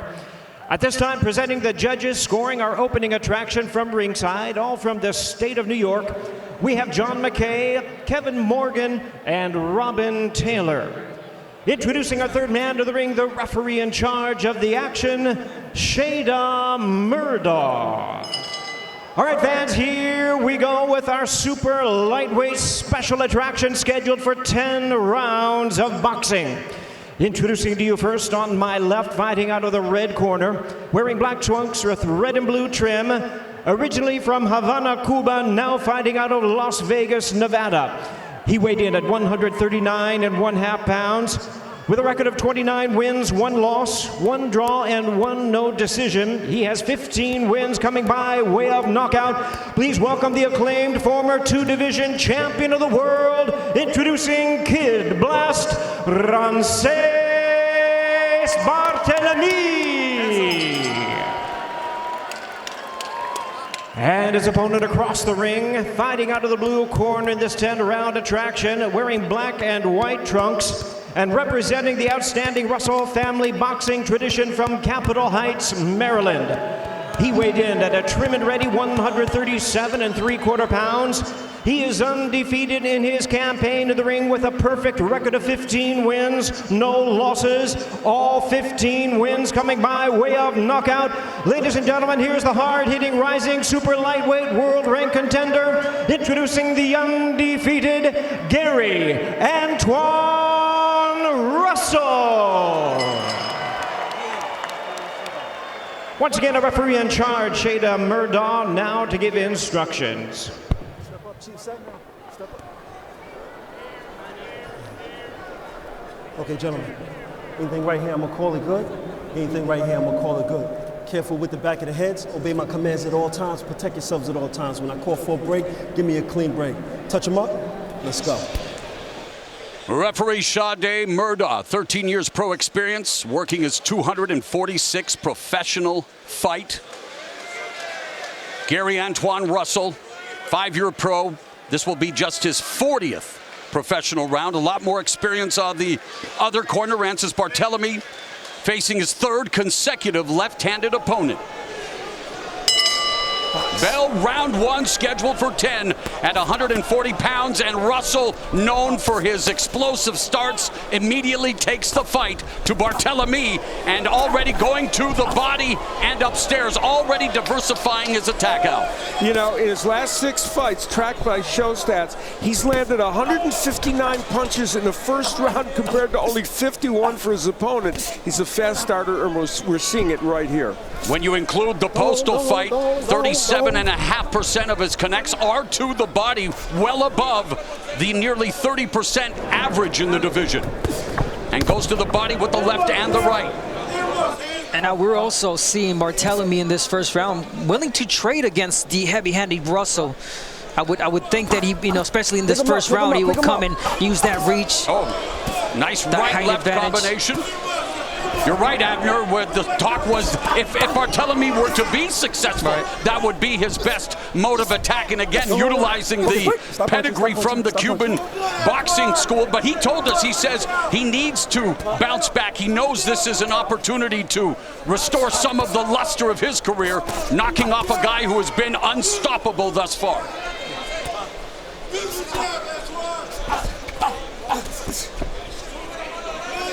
See, and Russell's always in command, you know, in this fight you see it in the first round and other fights because he knows how to use that jab really well. So Barthelemy has to take that jab away from Russell. And Barthelemy switches to lefty. Russell has never faced a lefty as a professional, certainly as an amateur, but not as a professional. Watch your heads, fellas, watch your heads. And by the way, Barthelemy now coached by Henry Cuellar, who was his original trainer as a pro. Coming up on the final minute of what has been a typical fast start for Gary Antoine Russell, and he's managed to get Rances Barthelemy to fight his kind of fight. Barthelemy going downstairs. Yeah, Barthelemy just ate an overhand hook. But Barthelemy hits him with the right hand, and Russell forced to clinch. So Barthelemy bothering Russell with that punch. The first real adversity we have seen Gary Antoine Russell in. Yeah, you can tell something bothered Russell because he's holding on. Yes, he is. Under 30 seconds left. Russell launches a left that lands upstairs, and Russell looking to channel the grief into what he said would be a nightmare scenario for Rances Barthelemy. Well, for Gary Antoine Russell, he's had to deal with some adversity here in the first round. Nice right hand by Barthelemy that really got his attention. And he continues to get his attention. Barthelemy now coming forward. And yet the IQ of Russell on display when he was hurt by holding on. Wow, what a round. Oh, my. He hurt Russell again right at the end of that round. Listen, keep your fucking hands up in the inside. Don't get like a daisy. You understand? Turn this motherfucker to his hook. Control your stick up and down. Keep your hands up and inside. He's trying to wait. Well, a more eventful round than we would have thought in round one. This is Russell landing a good left hand early and a right hook. Doing very well early on, as he often does. But then Barthelemy, look at him land. I mean, that is a strong right hand. No wonder Russell was stunned. And then at the end of the round, Russell had a good moment with the left hand there. But right at the end of the round, also Barthelemy hurt him with another punch. By far the biggest shot that Gary Antoine Russell has been hit with in his burgeoning career. He's never been down as a pro, but dealing with adversity from Rances Barthelemy, who has 15 knockout wins of his own. But now Russell coming out aggressively, going to work to the body and upstairs on Barthelemy. Lead right hook lands upstairs. Yeah, Russell definitely trying to make a statement, prove to Barthelemy that he wasn't hurt. He's got the power. Now Russell needs to throw more straight punches because Barthelemy, he gets a little crazy in there. He's landing the overhand right there. So Russell with the straight punches will get him first. Nice series of left hands as Russell stepped to the right. Barthelemy found his success as a righty, even though he switches back and forth. So he might want to stay as a righty a little bit more and use that right hand as he did. And Barthelemy telling us that he knows Russell, someone who comes forward. He likes to be more of a counterpuncher, and boy, landed a sweet right hand in the opening frame. 1 minute gone here in round two. And Russell now trying to build behind the jab. His brother, his chief second, telling him, do not be lackadaisical. Now we see Barthelemy switching left. And I think that's, honestly, when he does more damage against Russell. You like him as a lefty? Yeah, I do. I stand corrected. Midpoint of the second stanza. Southpaw Barthelemy flicking away at the jab. Russell continues to make the investment to the body. Combination upstairs. When he goes back to right, he eats a lot of left hands from Russell. Russell's landed a lot of blows, as one would expect, and more than Barthelemy, but Barthelemy has had the most eye-catching shot of the fight. Which is really strange, because he's not known as the power puncher. No, he's not. Final minute of the second. Barthelemy along the ropes, both of them going to the body. Beautiful right hook from Russell. He's got to follow it up now with that left hand.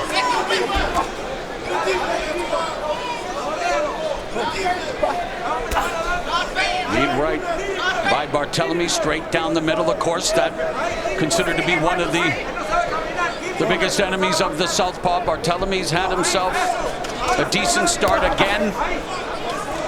Russell with the advantage in terms of punches landed, but Barthelemy proving to offer up questions that Russell is yet to have to answer thus far in his career, and part of the maturation process, the growth, the evolution of a career after becoming the first person to stop Victor Postol in tough against the former 2-division champion Rances Barthelemy.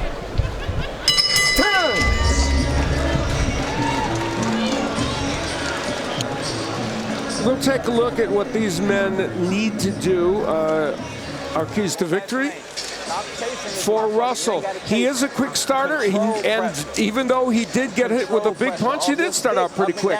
And you want to make Barthelemy work. He likes to slow down the pace. He is making him work. And the right hook, which turned his last fight from a close affair into a dominant win, will be used here tonight. As for Barthelemy, well, guess what? I did put in the keys. Yeah, switch to lefty if you want. And he has had a little success with it. Let your hands go. He did that in the first round, not so much in the second round. He normally throws 45 punches around. He'll need more. Stay off the ropes. He has done that for the most part.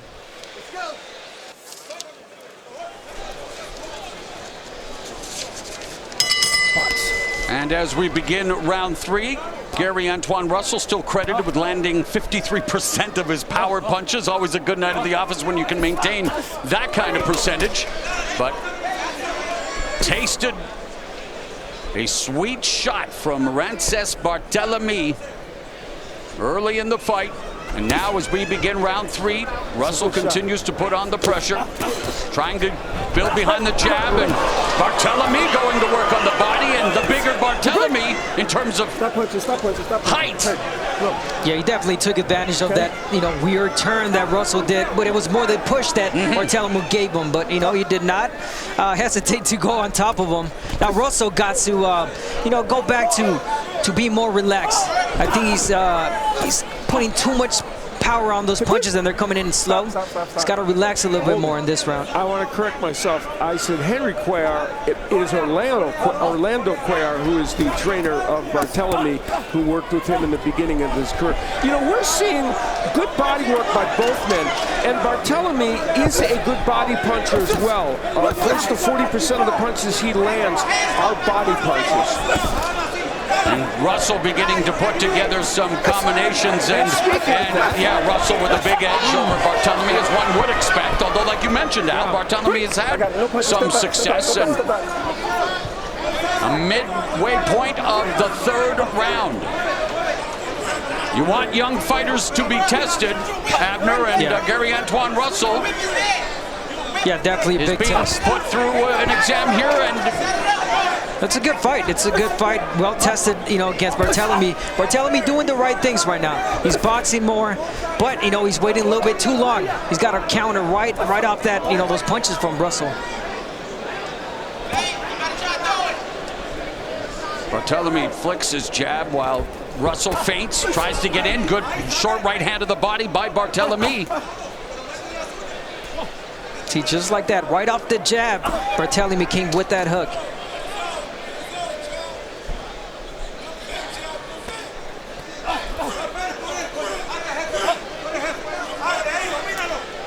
Barthelemy has a knack for slowing fights down, and to some degree, he's even done that a little bit here. Only 30-some punches thrown by Russell in this round. That's rare for him. Yeah, both of them right now credited with throwing, well, Barthelemy now 39 and Russell 38. So you're right, Al. He's definitely muting the offense of Gary Antoine Russell, although Russell leads with a right hook upstairs.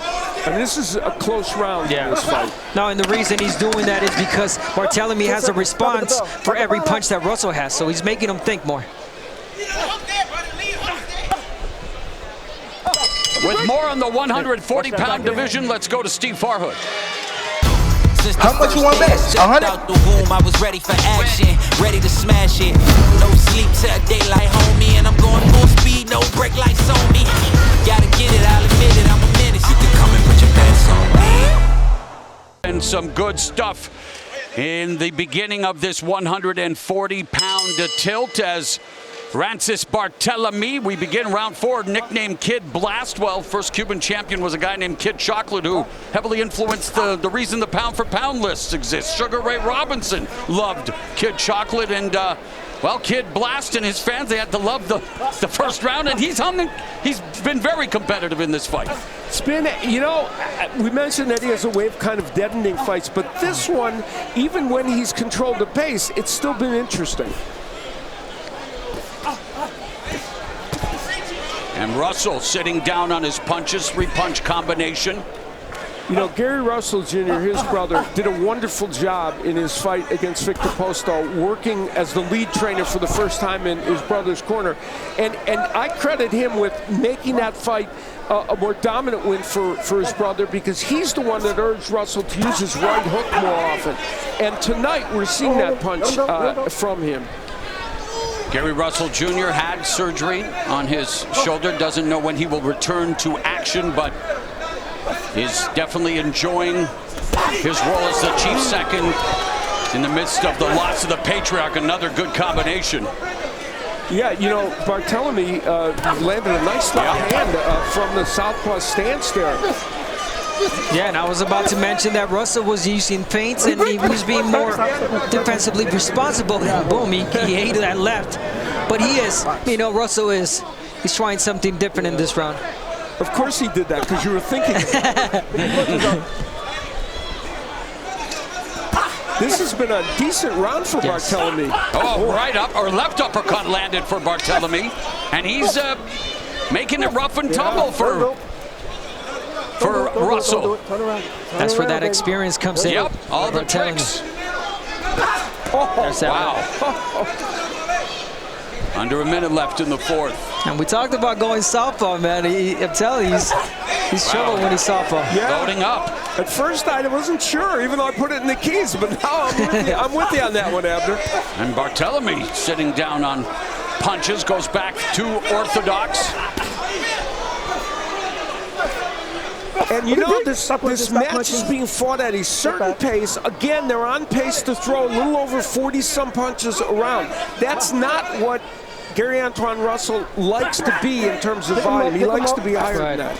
Again, you know, it's the experience from Barthelemy. Every time he throws something, or he wants Russell to stop throwing, he makes him smother the punches. He gets him really close. There it is. Left hand by Russell, clipped to Barthelemy. Barthelemy comes back, goes to the body. Oh man, this is great fun. exchanges and a lead left hand by Barthelemy. What a fight! Man, who'd have thunk it, huh?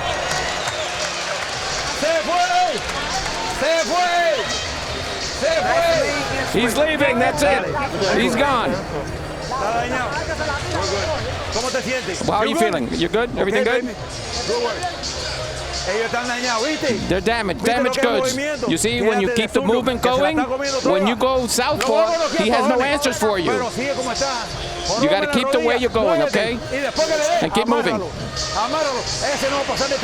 Barthelemy, from the southpaw stance, using the jab, setting it up, and blasts in a beautiful left hand.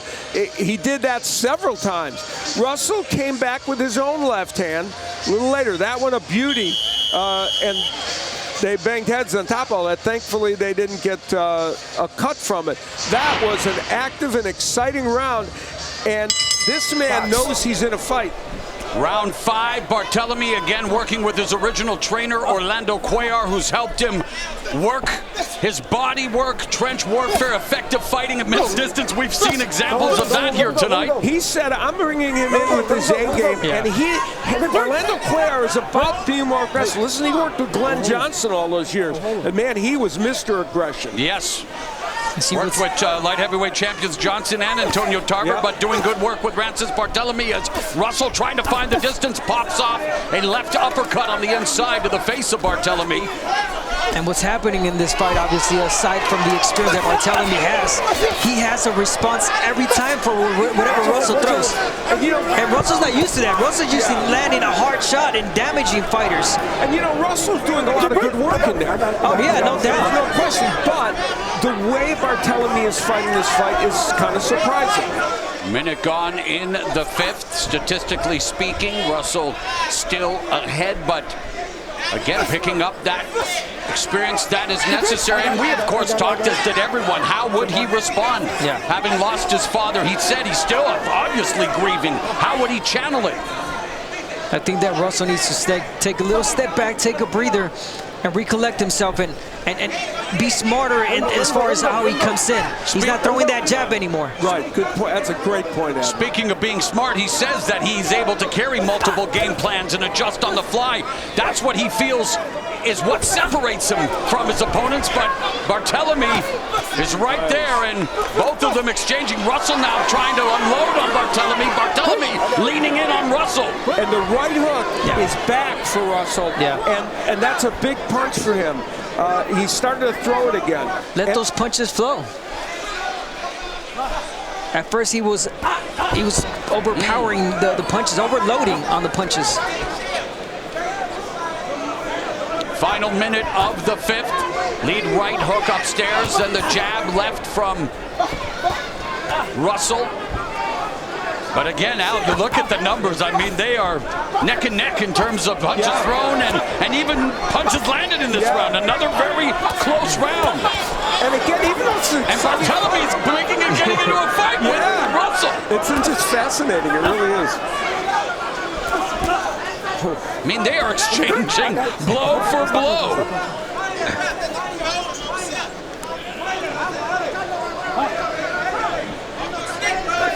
And in my case, I had Barthelemy. You don't want to sit and trade with the heavy-handed Russell, but it's working for him. Right. And we are at the midway point of this 140-pound affair between the undefeated Gary Antoine Russell and former 2-division champ Francis Barthelemy. Let's check in with Jim Gray. You got this. Me and him gotta get it on.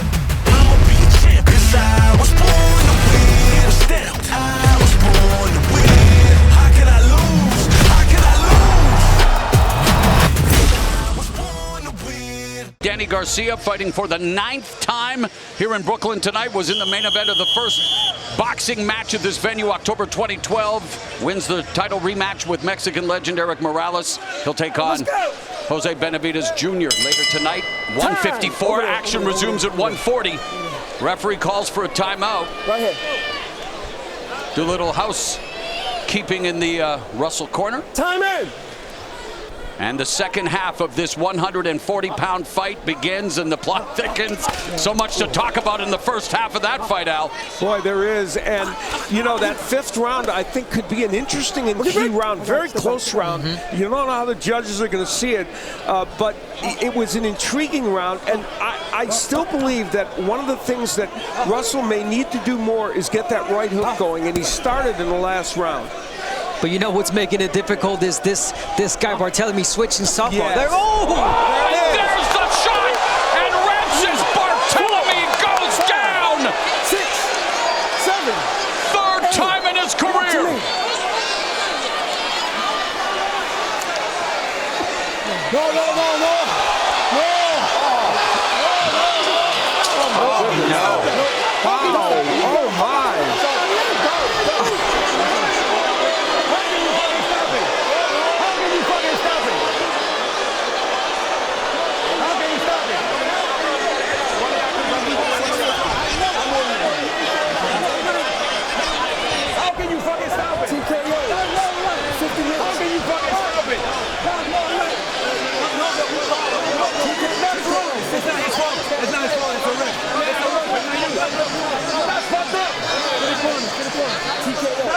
Referee Jarrett Hurd, 13 years pro experience working his 246 professional fight, has just stopped the fight.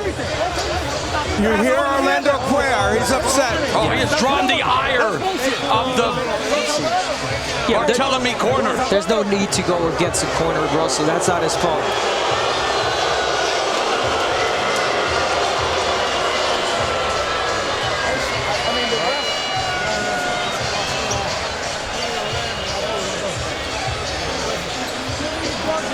The body language says it all. It's incredible that Orlando Cuellar is livid. Let's take a look at the finish of this fight, Al. Much to the surprise of everyone. Well, not to him. I said the right hook would be an important weapon about 20 seconds before he threw it, and he did, and it worked. But here is where, now let's take a look, Barthelemy. Now, yes, of course, he's getting up, and a little rugged getting up. There he is. Let's take a look. He walks forward, gives him his gloves, shakes his head, and the fight gets stopped. Honestly, we're very loath to criticize referees, especially when they stop fights. It's hard to imagine why that fight was stopped. Let's take another look at it. And Orlando Cuellar, rightfully, I think, distressed. Now, there's the right hook from Russell. Hard to land that from outside so wide. He did it, right? And you made the point, it was not easy for him to land, but he got it in. And clearly a great punch. It hurt Barthelemy. It put him down. And then the next part of the story is where the controversy comes in. And also, it was fairly early in the round. Right. So certainly Barthelemy could have been in trouble the rest of the round, but we would like to know whether he was going to be. See, and that's the thing now we won't get to know. All right, let's listen to the referee at the time of the knockdown. Let's listen to referee Hurd on what he was saying.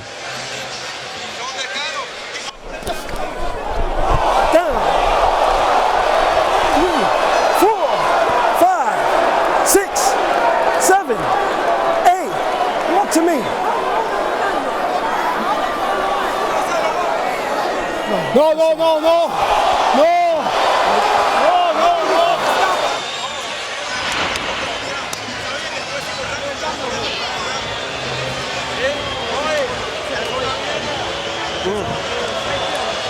Wow. Francis Barthelemy has just tasted defeat. Much well, we look to his at the final, we look at the final numbers here, and you can see this was a competitive and interesting fight for sure. The 46% power punches landed by Russell, very impressive. He does that. It's part of his signature. He got his right hook working in this fight, and that was ultimately what ended up stopping the fight, though many would feel not appropriately. And let's listen. What a way for Gary Russell's knockout streak to continue. He's 16-0 with 16 knockouts. Great sportsmanship here. I saw it. They saved him. Ladies and gentlemen, we have the time of 50 seconds in round number 6. Our referee in charge stops the contest. He is the winner by way of technical knockout and still undefeated, Gary Antoine Russell. March 1st, the most explosive man in boxing returns. The legend of Gervonta Tank Davis. In his path stands fellow world champ Lamont the Reaper Roach, looking to step in and take out the Tank. Into the battleground. Ain't gonna stop me now. This is the final round. That power is deadly. We coming. It's Tank versus Roach, tonight live on PBC pay-per-view on Prime Video. As we take a look at this, our tale of the tape for our main event showdown here in Washington, D.C. You see that Tank 3 years younger than that of Garcia. The height and the reach advantage in favor of the Dominican Republic's very own Garcia. Rules for our main event of the evening. There's no 3 knockdown rule. Only the referee can stop the fight. Fighter cannot be saved by the bell in any round. Fight is official after 4 rounds have been completed. It is main event time here in our nation's capital. Ray Flores, Miguel Flores, honored to be with all of you. This place, standing room only crowd. Can Hector Garcia get yet another significant upset, or will Gervonta Davis continue his winning ways and prove to the world why he's among the elite, pound for pound, in boxing, and trying to make a case to be known as the kingpin here in the lightweight division? And now we set it up to ring announcer. Here's Jimmy Lennon Jr.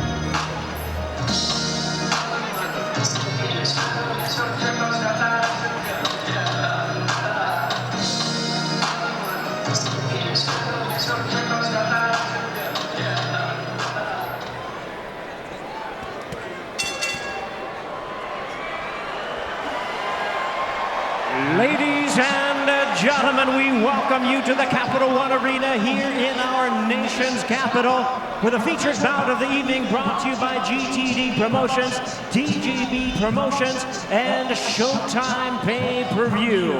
Tonight's action is sponsored by DraftKings Sportsbook. Bet $5 and win $200. If your fighter wins, action so good, why bet on boxing anywhere else? And Universal Pictures, Knock on the Cabin. In theaters only on February 3rd. This bout is sanctioned by the WBA, the president, Gilberto Jesus Mendoza, supervisor Julio Time, along with the DC Combat Sports Commission. The chairman is Andrew Huff. Introducing our three judges, scoring this bout from ringside. From Nevada, Dave Moretti. From Maryland, Stephen Rados. And from Virginia, Wayne Smith. Introducing our referee in charge, our third man of the ring will give instructions after the introductions, Earl Brown. All right, fans, here we go with the main event of the evening. 12 rounds of boxing, undefeated champion versus undefeated champion for the WBA Lightweight Championship of the World. And now, ladies and gentlemen in attendance and boxing fans joining us around the world, live from Washington, D.C., it's showtime!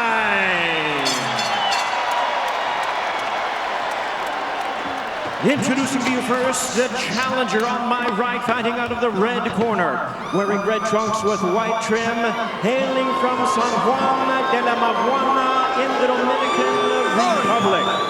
He weighed in at a ready 134 pounds with a record of 16 wins, no losses, 3 no contests. He has 10 wins coming by way of knockout. Tonight, he is stepping up in weight as the challenger. Ladies and gentlemen, here is the undefeated, newly crowned WBA Super Featherweight Champion of the World, introducing Hector Luis El Androide Garcia. And his opponent across the ring, fighting out of the blue corner, the defending world champion, entering the ring wearing black trunks with silver trim, hailing from and representing his home of Baltimore, Maryland. He weighed in the same as his opponent, 134 pounds. He is undefeated in his campaign in the ring with a record of 27 wins, no losses, 25 wins coming by way of knockout. Here is the 5-time 3-division world champion, one of the popular stars of boxing today, and pound-for-pound greats. Ladies and gentlemen, introducing the hard-hitting, reigning, defending, and undefeated WBA lightweight champion of the world, Gervonta Davis.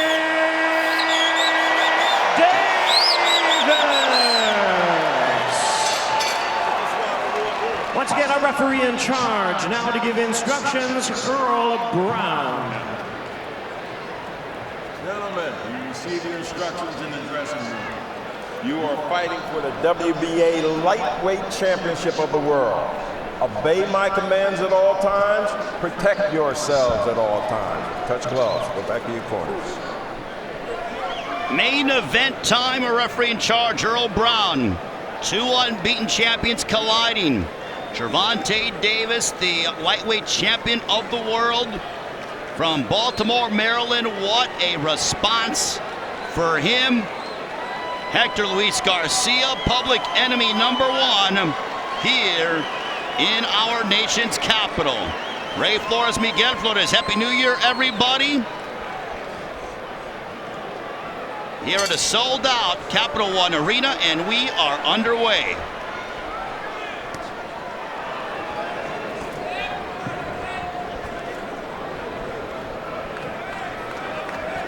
Tank has always been a slow starter. He likes to work his way in, and he'll give rounds to his opponents in the first half of this fight. I mean, that's how he's been. He gave rounds early to Leo Santa Cruz in his fight. Gave rounds early to Rolando Romero in his fight. He gave rounds early to Mario Barrios early in his fight. So if you're Hector Luis Garcia, you have to take advantage of banking some of these early rounds. The problem has been neither of those guys have been able to avoid the knockout in the second half of the fight. But Tank looks for openings indeed. He is such a lethal counter puncher, especially with that devastating left hand. That left, it was a walk-off shot that wiped out Rolando "Rolly" Romero back on Memorial Day weekend at Barclays Center in Brooklyn. Hector Luis Garcia, though, 31 years of age, had a very good camp training under the Sports Illustrated Trainer of the Year in Bob Santos. It's been a resurgence for boxing in the Dominican Republic with Garcia and Alberto Puello both in the stable of Bob Santos. When this fight was made, Miguel, you and I kind of said, wow, Tank really wants a test, especially in the lead up to a potential mega fight with Ryan Garcia. Yeah, when it was reported that, you know, Tank and Ryan agreed to a deal to fight in the spring of this year, we thought, all right, you know, both guys are gonna wait till spring, and then it was agreed. Then we saw, like, no, both guys are gonna take a fight before that, and we figured, okay, you know, both guys will take someone that isn't that much of a threat. And then when it was announced, as we mentioned, it was Hector Luis Garcia. We're like, wow, if Tank really doesn't want it, that's not a tune-up. No. That's a world champion at 130 pounds, and he is a very difficult fighter.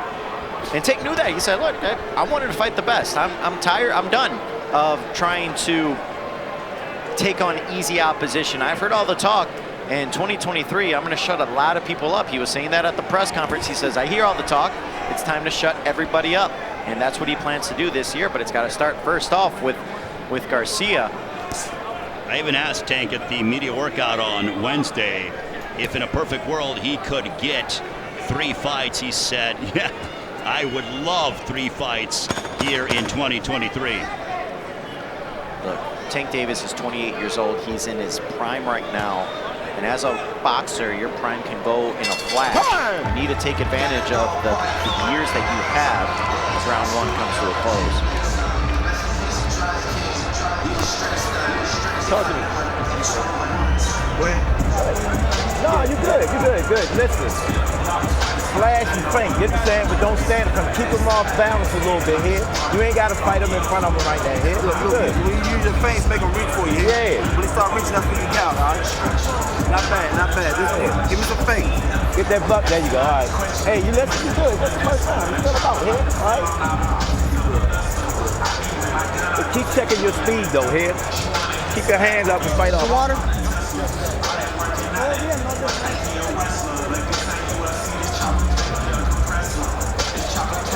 Pica Duran. No diferente. As we enter round number 2, what were your observations, Miguel, from round 1? I mean, it was a quiet round. It was a feeling out round, what we both expected. Not sure who you give it to. You probably give it to Tank, but you know, there wasn't much that was going on in that round. I expect it to really amp up over the next couple of rounds. I think especially if you're Hector Luis Garcia. Round number 2, this one's scheduled for 12 for the lightweight championship of the world. Davis just 3 of 15 for a 20% connect percentage. Garcia 1 of 17. Is, as you stated, Miguel, the epitome of a feeling out round. Yeah, a lot of, you know, everyone loves Canelo, and they talk about him being one of boxing's best and probably boxing's biggest name. Tank Davis is right up there, but it's quite funny how similar both guys are. Both Canelo and Tank Davis do not throw a lot of punches. No, but interesting parallel. But when they throw, they make them count, and they hurt you. And they throw with such power in every shot that they throw. I think both fighters are in the upper echelon in statistics as far as power punches thrown in a fight, but they're the least amount of punches thrown in a fight for a world champion. And I think that's why both Canelo and Tank Davis appreciate each other. And, you know, Canelo has said numerous times Tank Davis is his favorite fighter to watch, and Tank Davis has said numerous times Canelo's his favorite fighter to watch. Well, I mean, as you stated, they are economical when they throw. They do not waste much motion. So far, though, this kind of falls along the lines of what a Tank Davis fight is in the beginning, and I know the fans are getting a little restless. There's a left by Garcia as we are over the midway point of the second round. Yeah, this is very on par. There's a right to the body, and that might have been a little bit low. Earl Brown telling Garcia to keep the punches up. We have a minute to go here, the second round. But this is what I'm talking about when it comes to Hector Luis Garcia. You obviously study Tank. You want to be able to bank these rounds. These are the rounds you got to have right now, because as the fight wears on, that's when Tank explodes. Good stiff champ between the two.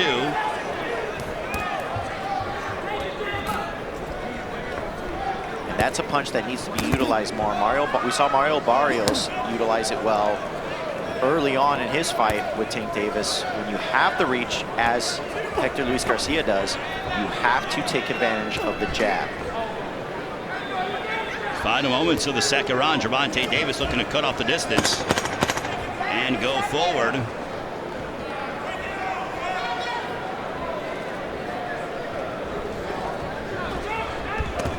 There's a left that connected, the best punch of the fight. One of the most exciting, if not the most exciting fighter in all of boxing. His record undefeated, 30 victories, 28 by knockout. Please help me welcome Tank Davis. How much you want bet? Just call it out. 100?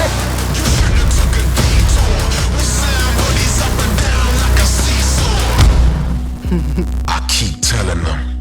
I know you miss me. We coming. No. Too late. I don't know if you heard that, Miguel. I couldn't hear, When but you got up, Tank was obviously telling Calvin Ford and his team something that he has seen from Hector Garcia that will be to his benefit. That was pretty tough to hear on our end, but he seems calm in his corner. He, you know, not rattled at all. It's patient, and I think he is right now. He's absorbing all the information right now that he's reading from Hector Luis Garcia. It's like a computer, a very fast computer, computing all the information, the data, as he is seeing. But again, Hector Luis Garcia is no easy task. There's a reason why he's a world champion at 130. He's undefeated, 16-0, 10 knockouts. He looks to be, physically, he looks to be a little bit bigger than that of Tank, even though the Tank is here at 135. There was a left that knocked Tank back a bit. The small fans, the contingency of the Dominican Republic fans, making a little bit of noise here in Washington, D.C. There's another left by Garcia, but a stiff jab for Tank. Starting to see Garcia open up more and more here in the third round. That's what he has to do. You have to open up. You can't, again, easier said than done when you're fighting a guy, a knockout artist like Tank Davis, but you have to be aggressive. Calculated aggression, but you have to be aggressive. There's a left by Garcia. Back comes Tank.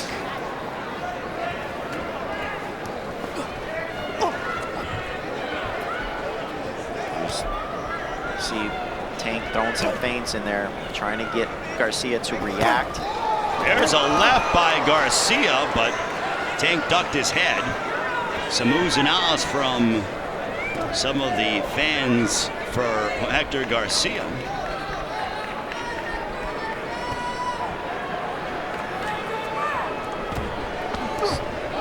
There's a nice left from Tank. Another left by Gervonta. There's a left by Garcia. So the action is picking up in a calculated fashion, as we thought would be the case. But all it takes is one shot and Tank can put you away. He's done that to so many. Leo Santa Cruz did it to Rolando Romero. Tank knows what it is to put people and separate them from consciousness. And that'll end the round.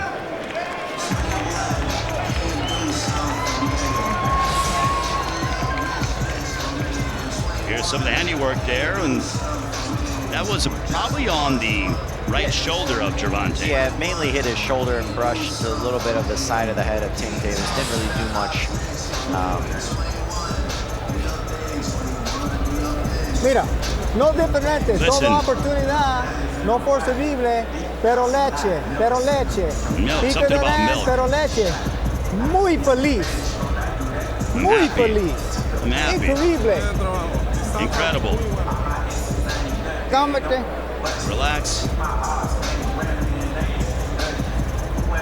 Hold that cup harder, Rich. Yeah. No diferente. Todo bueno. No diferente. Vivo, pico de ran. Look lively, you're good. So Bob Santos happy what he's seen so far out of Hector Luis Garcia, the super featherweight champion of the world. Now, Garcia's championship is not on the line, by the way. Yeah, he's content with what he saw. He said, you know, just do the same. I was pretty happy, and I think Garcia won that round. But this is what, you know, Tank Davis has done. He lulls his opposition into a sense where they can open it up. They start to become more and more aggressive. They're connecting, they're landing, they're winning rounds. It opens, and then he shuts the door in an instant. And like I said, he did it with Romero. Romero was winning a majority of that fight heading into that 6th round before Tank slept him. Yep. And Tank has only landed 4 power punches compared to that 11 throughout the first 3 rounds. But as we said, it is a fine line. You run into, you know, Canelo ran into it with Bivol. You run into that mode of, you know, I'm eventually just going to catch him. And what happens when you don't? You gave up some of those rounds as Garcia hits him with the left hook there. Davis went to the body, but retaliating as Garcia had another left down the middle for Garcia. Yeah, it's certainly a high wire act when you fight the way a Canelo fights, a Tank Davis fights, because if you don't score those knockdowns, then you better have rounds in the bank to win a decision. Midway point of the 4th round between Gervonta Davis and Hector Luis Garcia. They both now are close distance.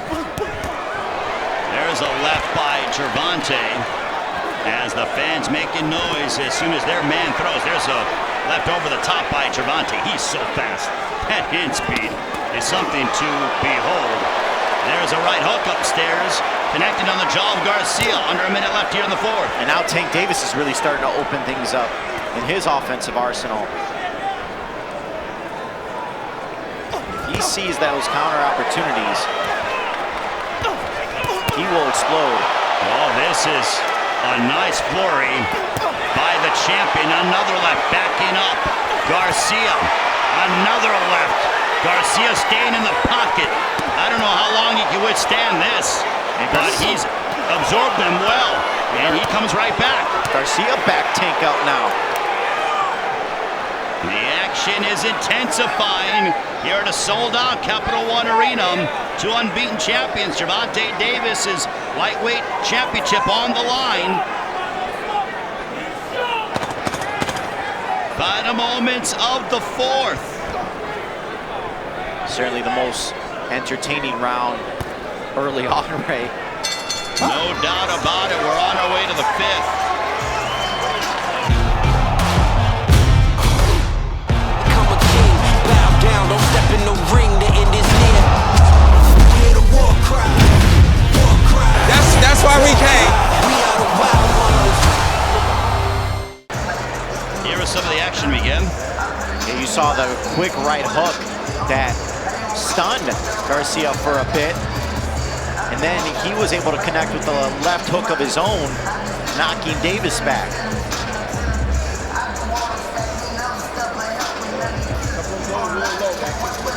And then there was that short left that caught Garcia on the chin, and then boom, right hook backs him up. And that's the thing with Tank Davis. He's got power in both hands. He can knock you out with the left, he can knock you out with the right. Keep your D tight, protect the motherfucking crown here. And then after he finishes punching, because he's trying to save his Yeah. Round number 5, this one's scheduled for 12. Don't move, stay there, Tank.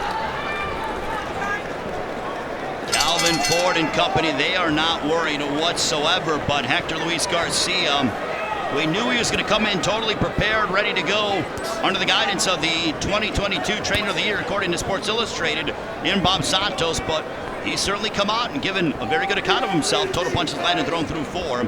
Davis 30 of 97, Garcia 23 of 131 for an 18% connect percentage. Davis picking up his accuracy in that 4th round.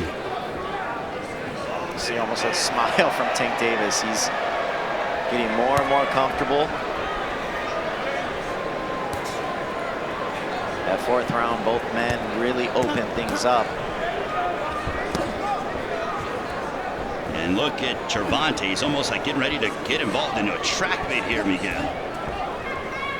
And you can feel that Tank wants to explode.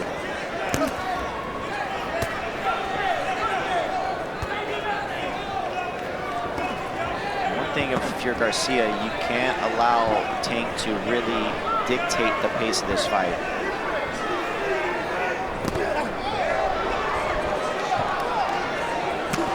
Gervonta with that jab right to the midsection, but back comes Garcia. Now, even though all of these guys lost, Leo Santa Cruz, Rolly Romero, they were dictating the pace of the fight against Tank. They made that one mistake that you cannot make against Tank Davis, but they were dictating the pace. And I think that's what Hector Luis Garcia is missing in this fight so far. He has not been dictating the pace. There's a left by Gervonta. Nice left right on the button by the champion, but Hector Luis Garcia is not going away. Earl Brown getting ready to step in there, but allows the fighters to fight through the break. There's a straight left. Tank. I'm starting to see Tank's being a little bit more aggressive than... Oh, there's a left by Garcia. Momentarily stopped Gervonta in his tracks. Tank's being more aggressive than we're typically used to seeing him. Especially in the first half of this fight.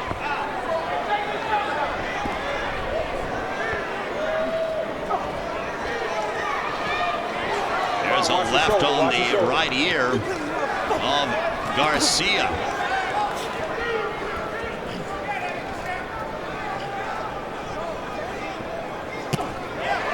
It's a right hook upstairs by Gervonta. Gervonta says, I got the power of the cruiserweight. Well, he said it, and he's been able to demonstrate it over the course of his career. We are nearing the end of the 5th, on our way to round number 6.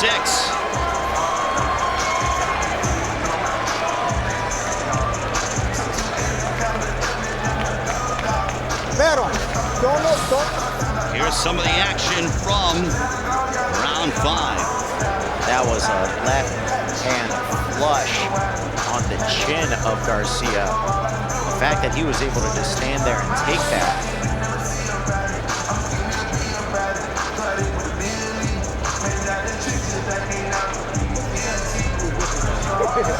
Oh, look for Leonard. He here somewhere. Leonard in here somewhere.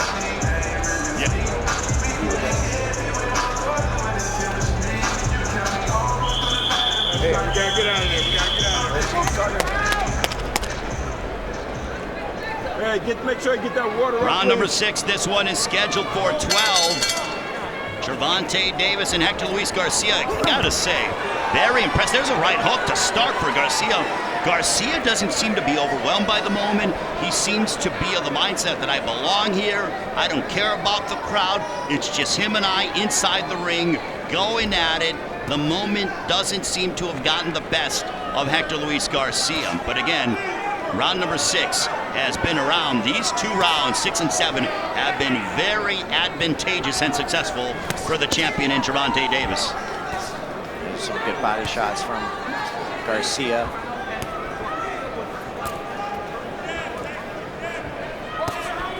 Tank is kind of waiting for that opening. And he's so fast. All he needs is a second. He could put you away at any one moment. Good jab there by Garcia. Now Tank going orthodox. Goes from being southpaw to conventional back to southpaw. Garcia's come in so well prepared. But again, as you stated at the top of the fight, Miguel, you have to be perfect throughout the entirety of the fight. I'm going to borrow a term from Deontay Wilder. All I need to be perfect for is for 3 seconds. They got to be perfect for 36 minutes. Right now, both guys fighting for position. Jockeying for position. There's a right hook to the body by Garcia. There's a left over the top by Tank. That left's been successful for Tank so far. He's been able to get through over the top. And it's connected a couple of times. A Baltimore native starting to get a bit more aggressive as we approach the 1-minute mark here in the 6th.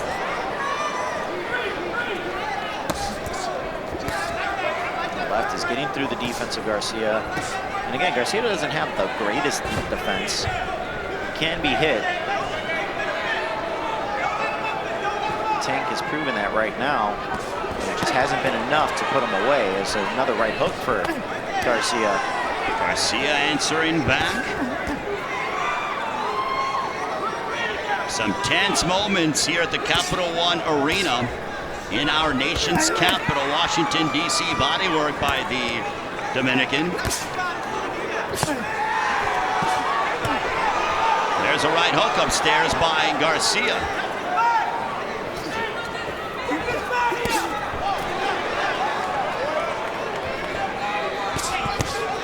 There's a straight left by Davis.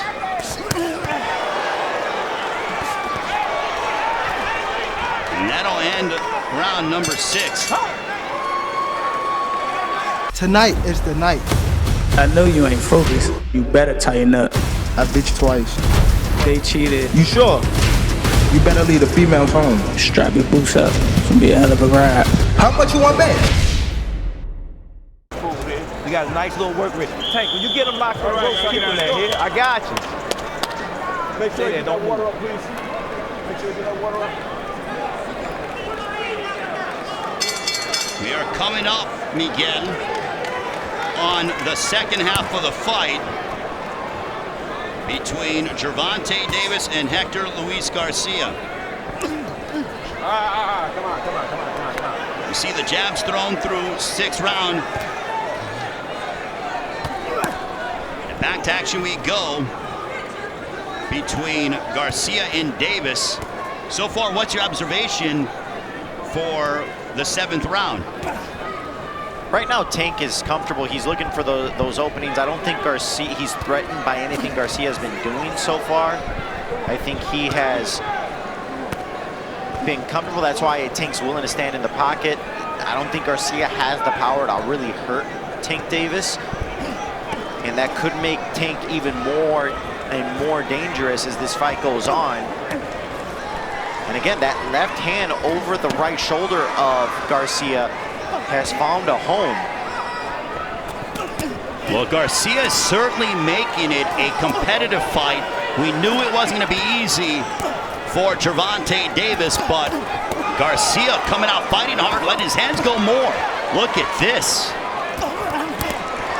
And there was a left that knocked Tank back a bit. See Tank Tank's eyes widened. He almost woke up from that left hand from Garcia. He's trying to find the target. Just over the midway point of the 7th.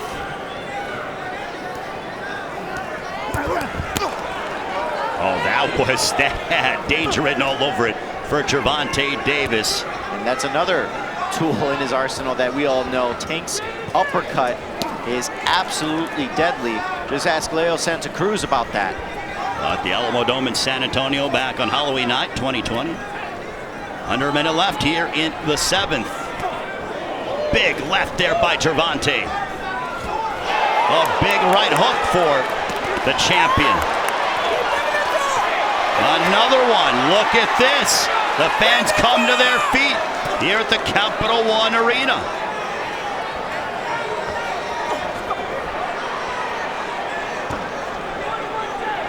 A solid jab from Garcia, as he's not been deterred. Hasn't been visibly hurt at all yet. He has taken every punch so far that Tank Davis has thrown in stride. Shot downstairs by Garcia. Coming up on the final moments of the 7th round between Gervonta Davis and Hector Luis Garcia. We are on our way to round number 8.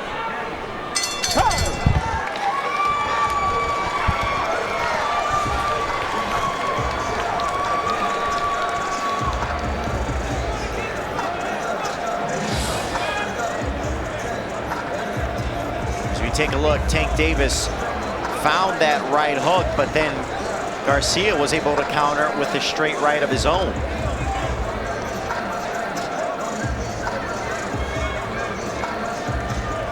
And then Tank loaded up on the right hand, caught him on the chin, was knocked back with the jab by Garcia.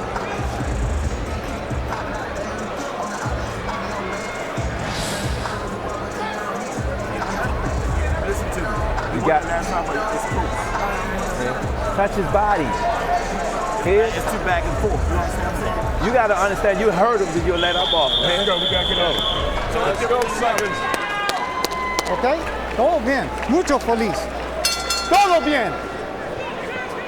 And there you heard the corner here in round 8, Tank Davis. They said, look, it's close. There's been some really, really close rounds as we take a look at the records of both men. Undefeated past the 7th round. 4 knockouts for Tank Davis. No knockouts for Hector Garcia, but both men 9-0 combined. But Tank Davis knows he's got to turn it up, and Garcia connected with the jab and the straight left. It's really starting to add up. And see how much more aggressive Tank Davis will get. There's another uppercut.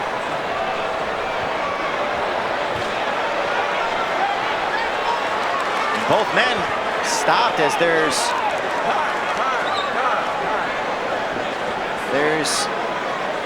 chaos going on in the crowd. Something's going on.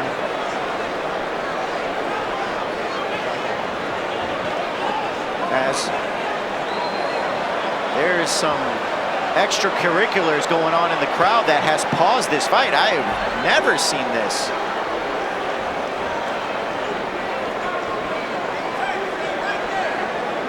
And both fighters, Tank Davis and Hector Luis Garcia, are distracted. And referee Earl Brown caused a pause, and now fighters are being taken away. I believe that is Meek Mill in the crowd. Meek Mill being taken away. I'm not sure if he was the cause of the fight, but he is in that group walking out.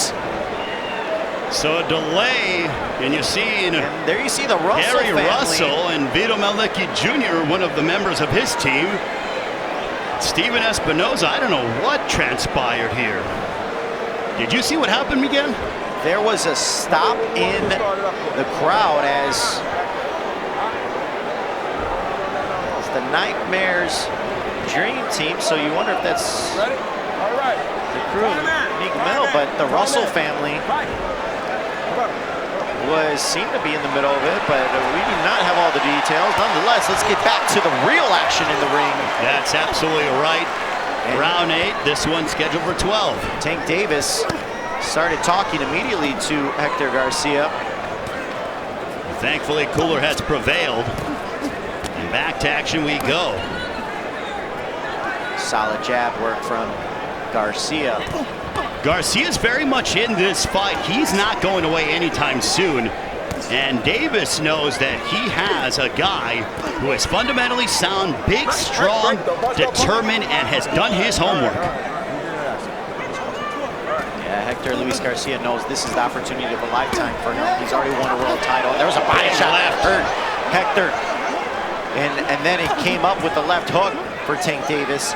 And a left right on the button by Gervonta on the jaw of Garcia. And that was actually another one. Body shot that really hurt Garcia. And then he followed it up with the shot on the button as we are approaching the 1-minute mark here of the 8th.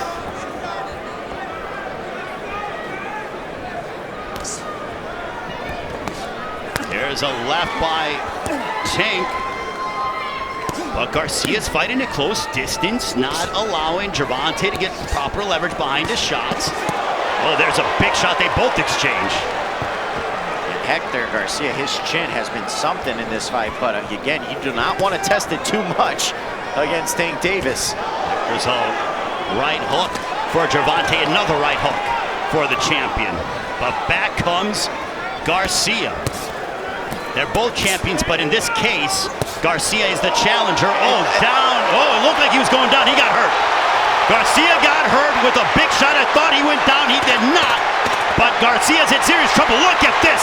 He is such a fantastic finisher, but Garcia is probably in the deepest trouble he's been at during the course of the fight. That ends the 8th. And Gervonta finally has gotten to Garcia. And Garcia was actually walking to the corner of Tank Davis, and he's asking his corner what happened. He is dazed. I think he is concussed. in a daze. I think, just not even a speculator, I apologize for speculating, but... You're okay, you're okay. Mira. You can tie up, you can leave it. Keep edging your way in here. How you doing? A minute ain't long. Taking a look at some of this. Boom. Oh, my goodness. What a left by Gervonta. And again, Garcia stood in the pocket one too many times. And you cannot do that with Tank Davis. It was a straight left. Body shot. Boom. So we begin the 9th round. They are still attending to Hector Luis Garcia, and Gervonta wants at him, and they're saying no, this one is over. Hector Garcia does not come out for the 9th round, and this one is over.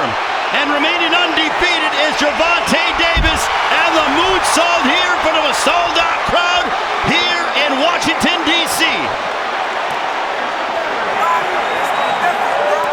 And I think you're right, Ray. Again, no speculation, but Hector Garcia was not all there. He was walking to the wrong corner. He was visibly hurt. And I think, and I'd have to go back and listen, but it almost seemed like he asked his corner what happened. Yes. I don't think when he got back to the stool that he fully knew where he was. He seemed to be totally out of it. He has a glazed look on his face. It's almost like when a running back gets hit hard by a linebacker in the NFL, and you need to at least be evaluated. In boxing, you don't have that time. You can't call a timeout.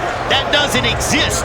And Garcia, I thought that the corner made the right call to listen to their fighter, Bob Santos and company. They tried to get him to come out, but then he was, whatever was said in between the round, they did not like either what they heard from him or his body language or both, and thus deciding to wave it off. Well, I think they just saw the glazed look on his face.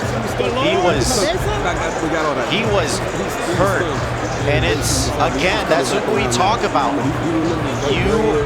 All it takes is one mistake against Tank Davis, and it's over. And Tank Davis had him out on his feet. Let's take a look at the end of the last round. What did you see here, Miguel? And Tank, he knew he had him hurt. And you saw he was walking towards Tank's corner. He didn't know Earl Brown had to direct him back to his corner. And there,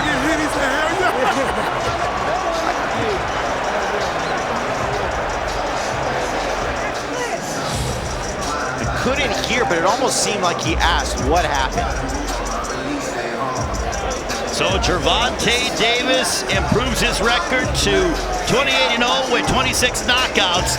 And then he did the standing moonsault, and he stuck the landing. Every time he does that, my heart drops. You don't want to pull out an ACL, are you kidding me? It's one of those things that, you know, I know he loves doing it, he's great at it, but less of that, please, because we want to see him at the top of his game and injury-free. Was he focused?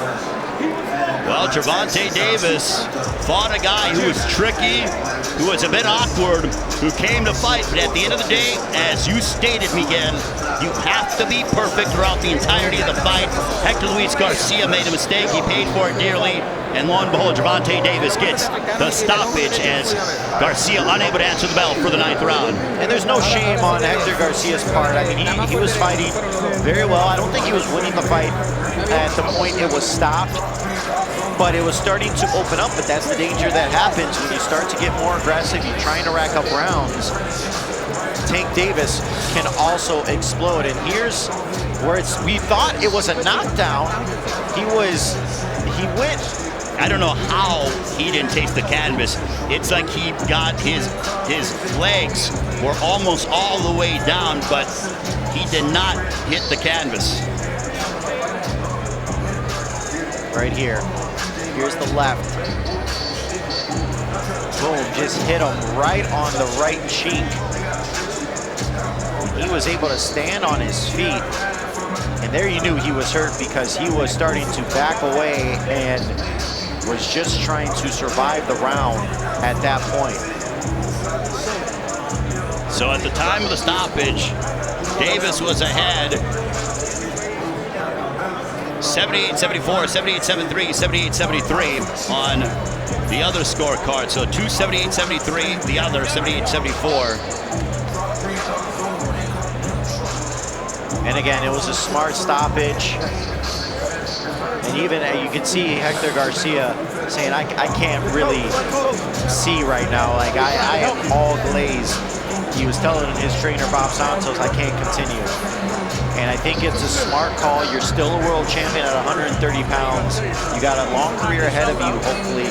And he would have just been pretty much going out to pasture if he was up off his stool, going to continue on that fight.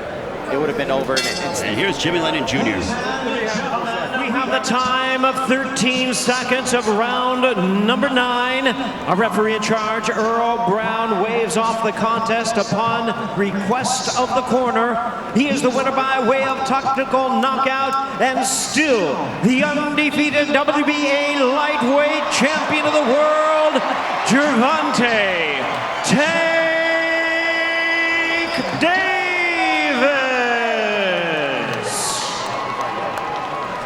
I'm back, motherfucker. Y'all know how I'm coming. He gonna pay for it. Now watch this. Yes, indeed. Jose Valenzuela is next. He is only 22 years old. He is a power-punching kid. He's got a reach advantage in this fight coming up against Austin Dulay.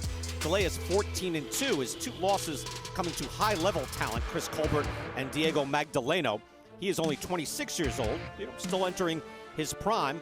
He's a bit taller, but Valenzuela is the guy on the way up. Let's go to the ring, get the official introductions with Miguel Flores. Ladies and gentlemen, the action continues here in Minneapolis as Premier Boxing Champions presents our co-main event live on Fox. It is all brought to you by TGB Promotions and Warriors of Boxing. This next bout will be 8 rounds in the lightweight division. Our 3 judges ringside are Scott Erickson, John Mariano, and Tim Taggart Sr. The referee in charge of the action is Charlie Fitch. And now introducing first in the red corner, wearing the blue with the gold trim. He weighed in at 134 3/4 pounds. With 14 victories, including 10 by knockout, opposite of 2 defeats. Fighting out of Nashville, Tennessee, presenting the fighting pride of the 605, Austin Dulay. And now introducing his opponent in the blue corner, wearing the black and blue trunks. He weighed in at 134 1/2 pounds. His record stands undefeated, 10 victories with 6 coming by way of knockout. Fighting out of Los Mochis, Sinaloa, Mexico, presenting the unbeaten Jose Rayo Valenzuela.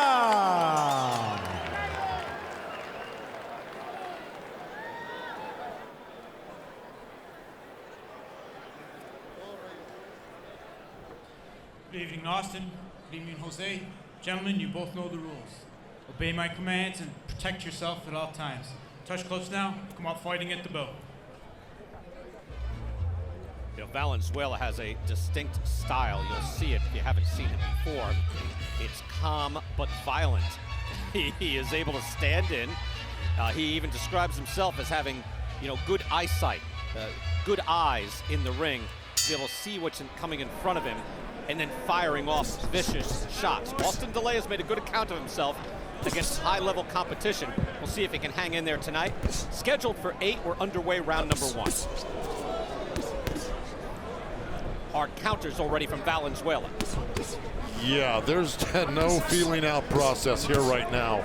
And Valenzuela is taking the initiative. Although Dulay just came out and landed a nice left hand, Valenzuela he just hurt Dulay to the body.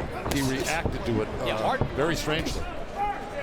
Yeah, he's thrown already. He's landed 11 punches, Joe. I think like 5 or 6 already, but a good counter there by Dulay gets Valenzuela's attention. And that's what I said. Real body work coming from Valenzuela already. Yes, and Dulay, though, again, he's a fast starter, and he did just clip Valenzuela with that overhand left. And he buzzed him a little bit. I could see it in the eyes of Valenzuela, but he recovered quickly, and he's right back on the attack. Valenzuela said Dulay doesn't like getting hit to the body. That's why he's going down there so often. He's touching each side to see which is the weakest side. And that's smart, especially in the first round. Try and get that together. Start to the body.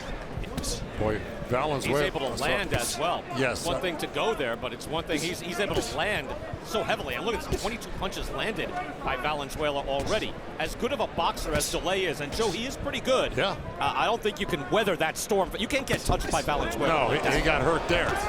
He may be going out. Yep. Smacked already. Dulay is hurt, and down he goes. 4, points to the back of his head. Clean 6, but he got hit 7, in the front as well. 8. Step to me.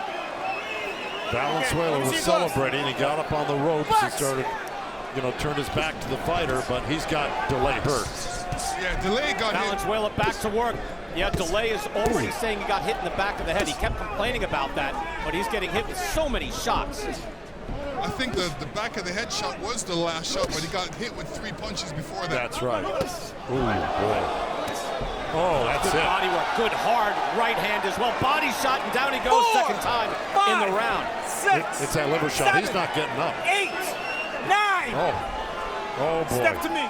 He got up with 1 second to spare. Just in time. What? Yeah. That's about as late as it goes. That's a 9.5 count. He's been down twice. 30 seconds left. Yeah. Another body shot by Valenzuela. And a body shot with the right hand.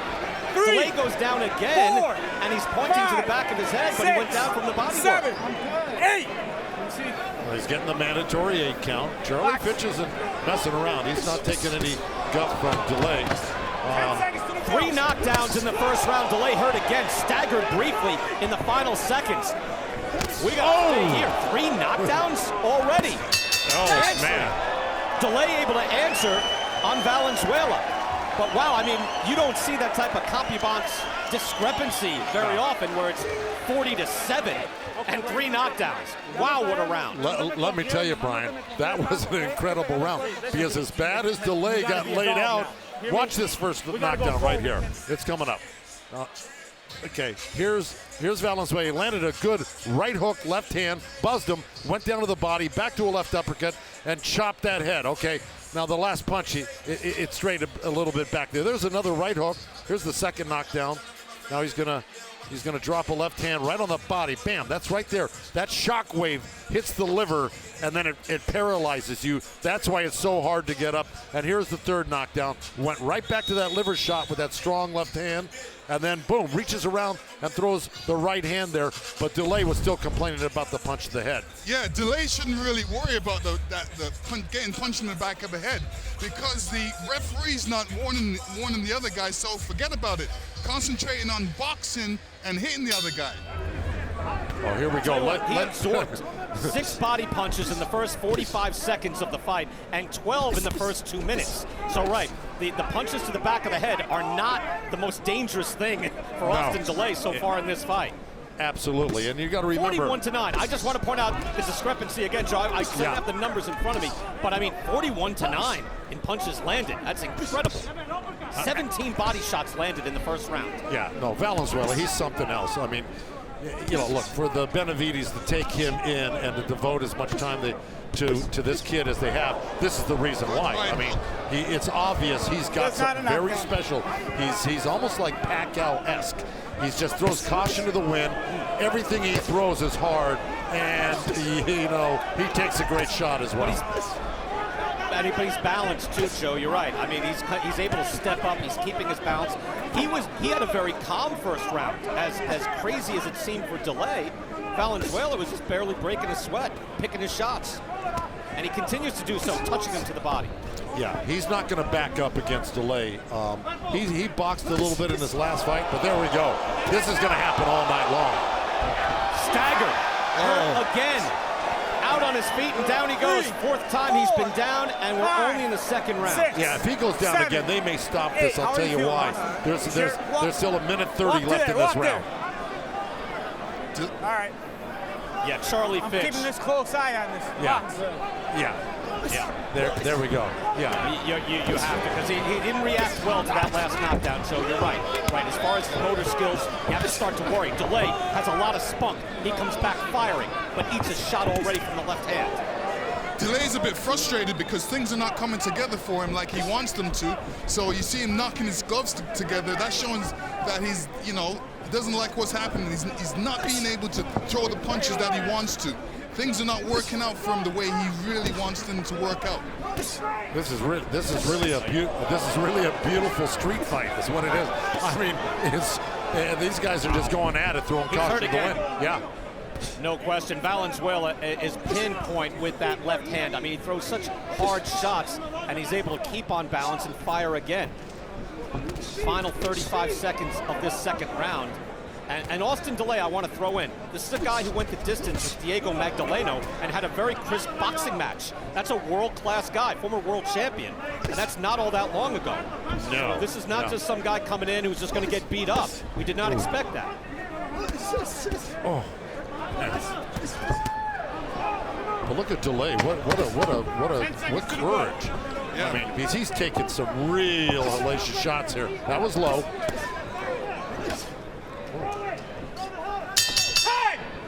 You wanted violence, now it's getting out of control. You wanted violence, now it's getting out of control. Start a riot, now you're in the thick of it all. It's doing giants, get the other tip of your thumb.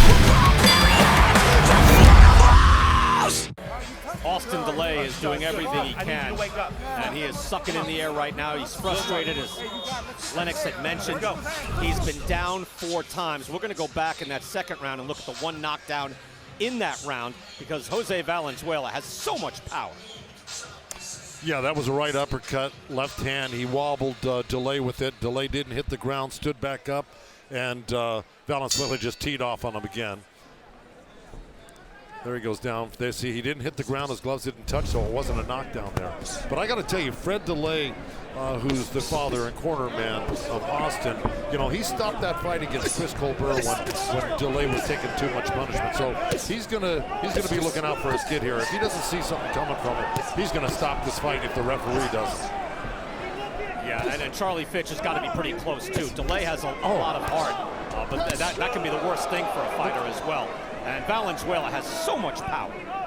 But look at Dulay coming back off that. I mean, he countered like that right there. He's got, I mean, tremendous courage and guts, and he doesn't want to lose this fight. He's trying to win it no matter what. I got to give him a lot of credit for this comeback this round. Valenzuela, no question. Yeah, Valenzuela has to be concerned when he throws his punches. You know, he might get hit with a punch if he doesn't keep his hands up after the combination. Has been able to land several shots. Another combination landed by Valenzuela. Valenzuela's just landing so many hard thudding shots as Dulay starts to double over. Real low blow by shot. Yeah, that right hook to the body. Time. Walk it off. You good?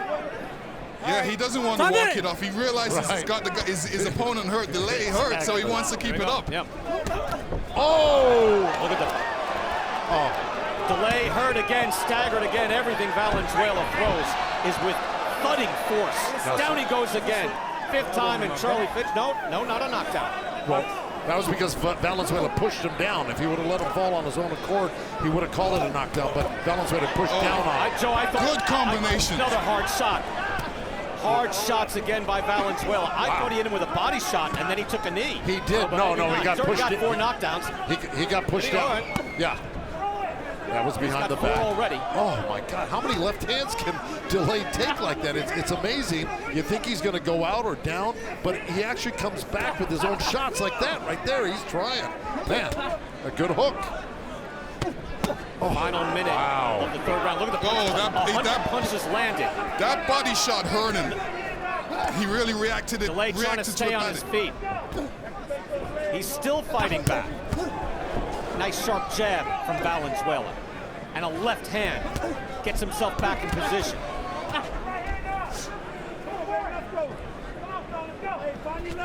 This is like good exchanges between these two. This isn't the round of the year. This is like 3 rounds of the year right now. The first 3 rounds, unbelievable. Yeah. From long distance, he hits Dulay again with the left hand. Dulay in trouble up against the ropes. And Charlie Fitch taking a close look. You better believe he is. Somehow Dulay has a little more fight in him. Oh, look at that. Man. Long left hand from Valenzuela. Can Dulay get out of this round? Yes, he can.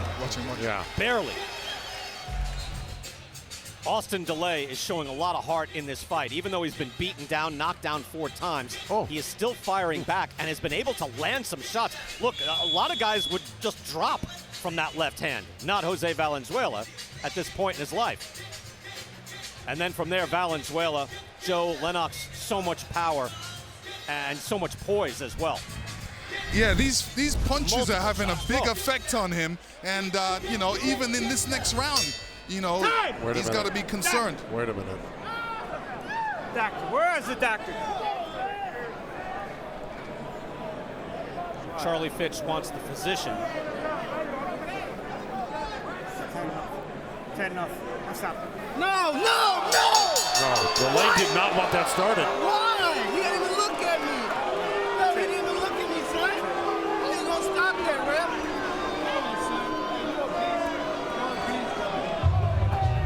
Well, now, why bring him over to the physician? If you have either you have the answer, what is the physician going to see? I'll tell you what happened.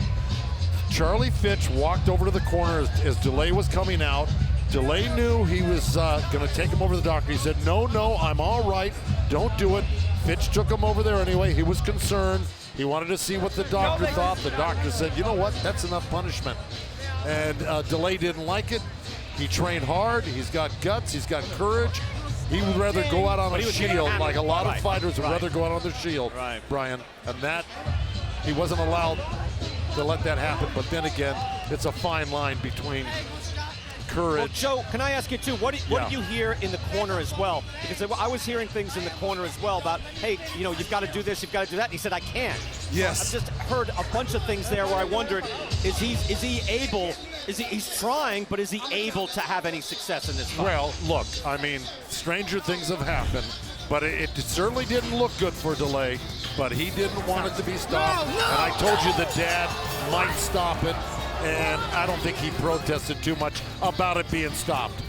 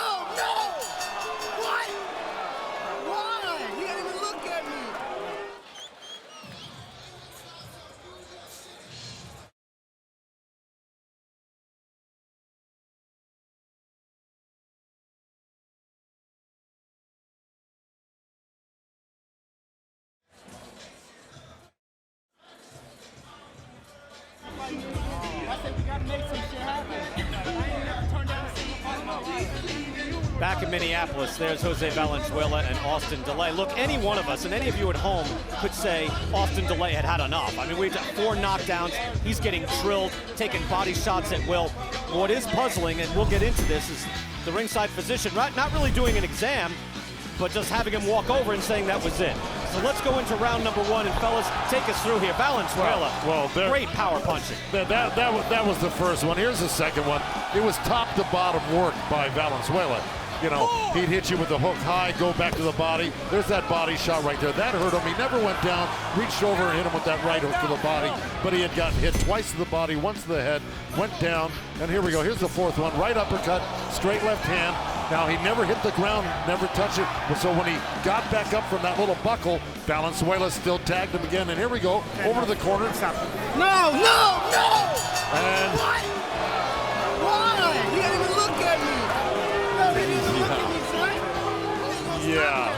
That's the one puzzling thing, Joe, in that normally, you've been through this millions of times, normally a ringside physician will do an exam of some sort. Again, anybody could have stopped that. I mean, Fitch could have stopped it the previous rounds. It just looked different. Lennox, let me get you involved. What did you hear in the corner in between rounds? Well, yeah, he was taking some power punches, but in between, in the corner, I heard, I can't, and I know the referee was there listening, and the referee kind of walked over, and then after the bell rang for them to start again, the referee just brought him over to the doc, and the doc said, hey, that's it. And I think the doc realized that he was getting hit too much, so he wanted to stop it. Right, which again, Lennox is reasonably obvious. We saw that. It's just usually done in a different way. Charlie Fitch could have stopped it, hearing what he heard in that corner as well. Let's go and get the official call from Miguel Flores. Ladies and gentlemen, after checking with the doctor, referee Charlie Fitch called a stop to this contest with 2 seconds into round number 4. For your winner by TKO and still undefeated, Jose El Rayo Valenzuela. DC versus Baltimore come March the 1st. It's always been around with DC and Baltimore. I grew up in Washington, D.C. My environment is a reflection of my boxing career. Come March the 1st, we dance. I'm about to make a statement. Tank, you better be ready. I'm gonna be ready. You know how I get. All right, BC, another tussle involving 2 undefeated fighters. KO artist Gary Antoine Russell opposing Kent Cruz in a bout scheduled for 10 rounds at what was supposed to be a 140-pound bout, but as Al Bernstein will get to, Cruz missed weight. And so Cruz will go home a little lighter in the pocket, but the 30-year-old is 16-0 with, yes, 3 draws. In fact, coming off another draw against Enrico Gogokia last November. That's 2 draws against that southpaw. He has had 3 in the last 5 bouts, but coming into this fight, he told us that he is looking to, well, steal the thunder from Gary Antoine Russell. He told us he's going to shock the world. People are looking past him, and that he is going to wake them up for sure. And for Gary Antoine Russell, surrounded by siblings, including his older brothers, Chief Second, the former featherweight champ Gary Russell Jr. And while you look at his record, it's 16-0 with 16 knockouts. He, along with unified 175-pound champ Artur Beterbiev and 147-pound contender Virgil Ortiz Jr., the only unbeaten fighters ranked by the ring who have scored KOs in all of their pro fights. And he says his knockout streak is a good thing. It's the object of the sport to continue to win. And while he said a knockout would be a notch on his belt, and he does plan to get it, he says it is not a weight on his shoulders. Well, as Morrow alluded to, Ken Cruz did come in overweight and had another try to lose the weight. Couldn't do it. Now, we're going to find out in just a little bit whether that was simply a miscalculation on his part or an issue with training. So we are set for our second consecutive fight between undefeated fighters, and with the official introductions here once again is Jimmy Lennon Jr.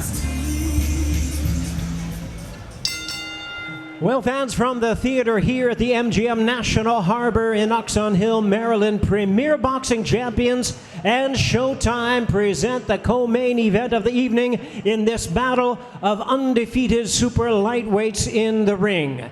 Introducing our judges, scoring from ringside, from Maryland, Brent Bovell. Also from Maryland, Eric Irizarry, and from California, Sharon Sands. Presenting a third man in the ring, our referee in charge of this bout, Bill Clancy. All right, fans, here we go. 10 rounds of boxing, super lightweights in the ring in our co-main event of the evening. Introducing to you first on my left, fighting out of the red corner. Wearing black trunks with white trim, he hails from St. Louis, Missouri. He weighed in at 142 and 1/2 pounds. He is undefeated with a record of 16 wins, no losses, 3 draws with 10 wins coming by way of knockout. Introducing the undefeated Kent Cruz. And his opponent across the ring, fighting out of the blue corner in this 10-round co-main event, wearing red trunks with black trim, fighting out of and proudly representing his home of Capitol Heights, Maryland. He weighed in at a trim and ready 138 and 1/2 pounds. This 2016 U.S. Olympian is undefeated with a perfect record of 16 wins, no losses, all 16 wins coming by way of knockout.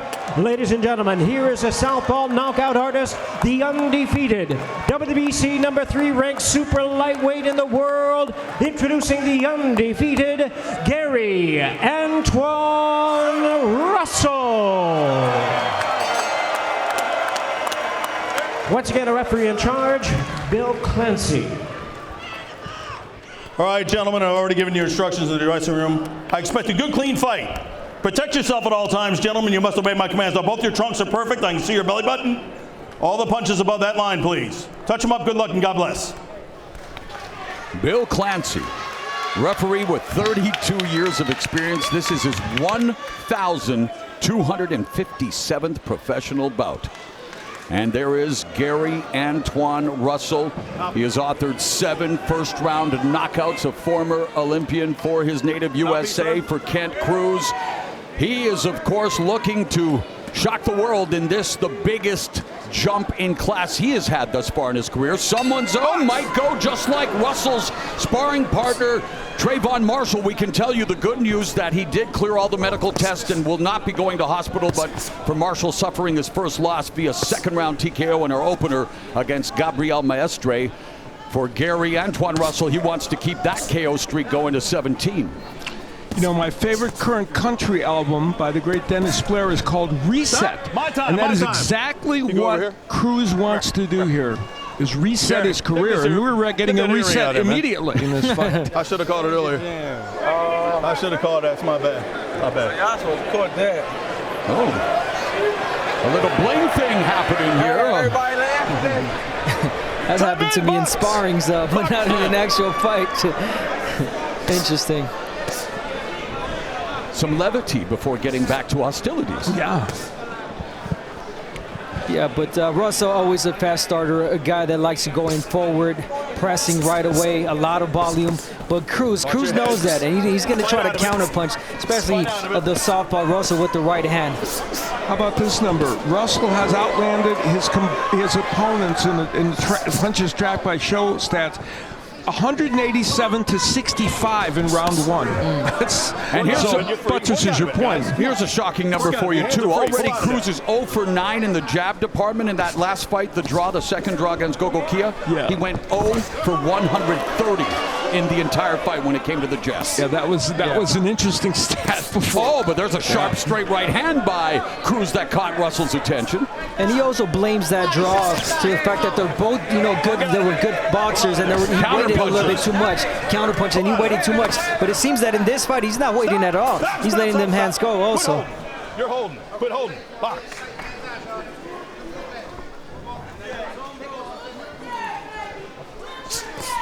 Good counter right hand again, and a left hook over the top by Cruz, and there's a left uppercut. Cruz was looking at the referee. His attention was distracted, and he goes down for the third time in his career. 7, 8, you want to fight? Come over here. It was interesting, right, guys? I think it was a clash of heads, and that's what he was looking at. Yeah. And I think he was hurt by the clash of heads. Yeah, he was bothered, but at the same time, he defend yourself at all times. That's Hector Cruz. Yeah. Oh, vicious straight left, split the guard of Cruz. Action heating up right away here in the opening round. An aggressive start by Cruz, and here comes Gary Antoine Russell following the knockdown. The weird thing is, I was just about to say it was a kind of a more tactical start. Not now, though. Cruz again. 4, 5, 6, 7, 8, 9, 10. That's it. First round of knockout, Gary Antoine Russell, 17-0 with 17 KOs. Perfection. Talk about placement of punches. I mean, how he did it. Did not overthrow. Placing the right punches. I mean, great first round. Great round for Russell. This shit is a show business. Right. It's a show business. Right. It could have been a little We perfectionists at this shit. We gonna take this motherfucker. That's what's supposed to happen. But I needed to be cleaner than that. You feel me? Never happened. Hey, it's all good, man. We back in the kitchen. We back in the kitchen. One day. Well, there's a reason, I guess, Russell has all the confidence in the world and talking about some of the bigger names in the division, putting it on Ken Cruz tonight. Oh, yeah. I mean, how he finished this fight, how he performed, and I mean, look at the advice that his older brother's giving him. I mean, just brilliant. We got to get back to the gym. Patience. I mean, we got to learn more. I mean, it's interesting, and you know, all coaches, a lot of them will tell you that's almost the best time to talk about those things. Yeah, let's go back and revisit before the first knockdown, and we're going to see if there was in fact a clash of heads. Whatever it is, Cruz was complaining about something. Well, not really dramatic. Oh, there it is a little bit, but not dramatic. And he paid the price for doing that. And Russell was able to get in big shots. The right hook to the body. I mean, Russell has one of the best right hooks of a lefty fighter that you're going to see in the sport of boxing. It's a terrific weapon. And Cruz had been knocked down by that punch against Gogokia when he fought him. So it's a potent weapon against him. And here's where Russell's coming in. And there's not really any it was an clash uppercut of heads. they landed. Yeah. He was complaining about a punch he got. Yeah, But there I was guess no the hazards hazards of the workplace. Yeah. Exactly. And then Russell went to work and really did a great job. And that's the thing about Russell. He's a really good finisher. And then we will see where he finished the fight. He was, after that moment, of course, he was energized. And the body work by Russell, you know, he lands, he is a very, very good body puncher. And that was a perfect example of it. And older brother Gary Russell Jr. taking over for their late father, the patriarch, and doing a great job. And there, his brother Gary Antoine Russell. Yeah, it's over. It's over. And he remains perfect. Now 17-0 with 17 consecutive knockouts. Let's make it official with Jimmy Lennon Jr.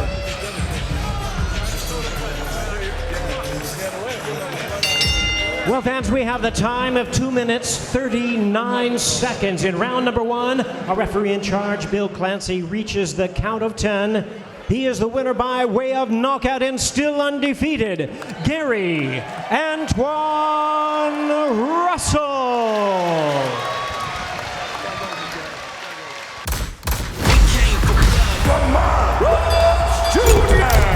Underdog, top dog, I don't care.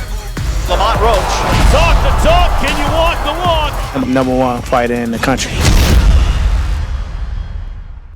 Davis said this one fight means more than the 1,000 fights I've been in my life. He's a star. I'm a star. I needed a dance partner. We want to see who's the best. We'll take a look at the numbers for this fight, and some of them are very significant and intriguing. Now, Garcia has weighed 139 3/4 and 138 1/4 in his last two fights. Of course, he had to make 136 for this one. There was a 10-pound rehydration clause. Today at 11 a.m., they both re-weighed in. Garcia weighed in at 144.9 this morning, and Davis came in at 144.1, so they made it. The height and reach advantage for Garcia is the second biggest Davis has faced. Mario Barrios was 6 feet tall with a 71-inch reach. We'll see how that plays out. And the rules for the main event. No 3 knockdown rule. Only the referee can stop the contest. A fighter cannot be saved by the bell in any round. The fight becomes official after 4 complete rounds. A star-studded crowd in attendance here in the fight capital of the world, Las Vegas. It is time for the official introductions for the main event. Here's the classy Jimmy Lennon Jr.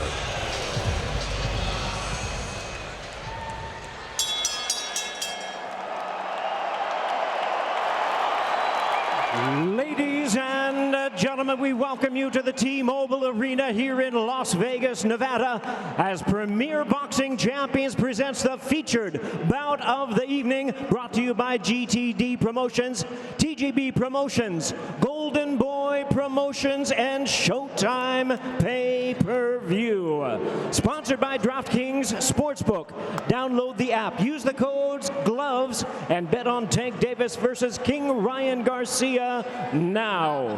And Big George Foreman exclusively in movie theaters April 28th. Tickets on sale now, rated PG-13. Powered by Fast Twitch, a new energy drink from Gatorade with 200 milligrams caffeine, electrolytes, and 0 sugar.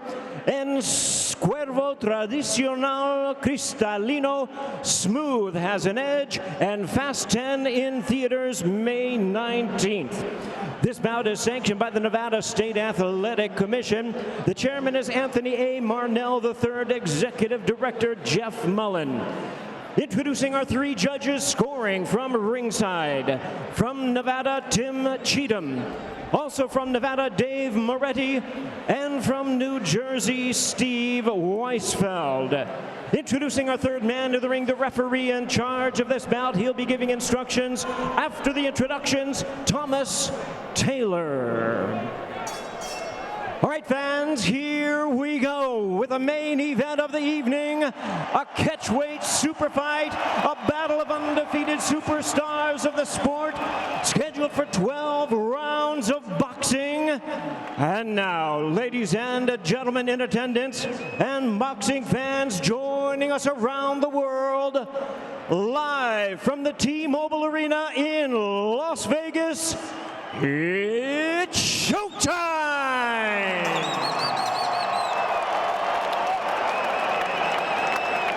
Introducing to you first, on my right, fighting out of the red corner, entering the ring wearing black trunks, fighting out of Los Angeles by way of Victorville, California. He weighed in at a ready 135 1/2 pounds. He is undefeated in his spectacular campaign with a record of 23 wins, no losses, 19 wins coming by way of knockout. Here is the acclaimed boxing sensation, tonight making his Showtime debut. Ladies and gentlemen, please welcome the undefeated, hard-hitting, wildly popular star of boxing and the former WBC interim lightweight world champion, introducing King Ryan Garcia.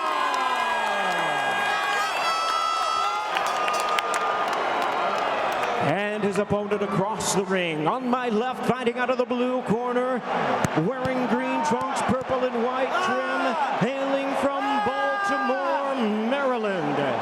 He weighed in at 135 pounds. He also is undefeated in his tremendous career with a record of 28 wins, no losses, 26 big wins coming by way of knockout.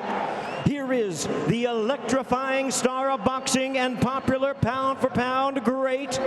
Ladies and gentlemen, please welcome the hard-hitting powerhouse and renowned five-time three-division world champion and the current undefeated WBA lightweight champion of the world, introducing Gervonta Tank Davis.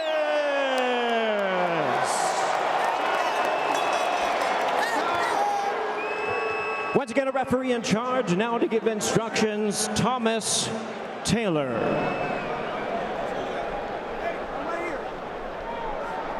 Come up. Tank. Let's get Kelvin out here.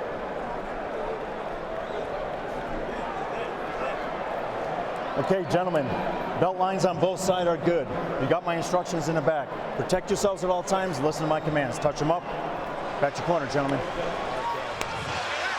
Referee Thomas Taylor, 13 years pro experience, working his 523rd pro bout. Davis Garcia, capable of producing enough power to light up the Sin City Strip. They have up to 36 minutes to ace their moment of truth.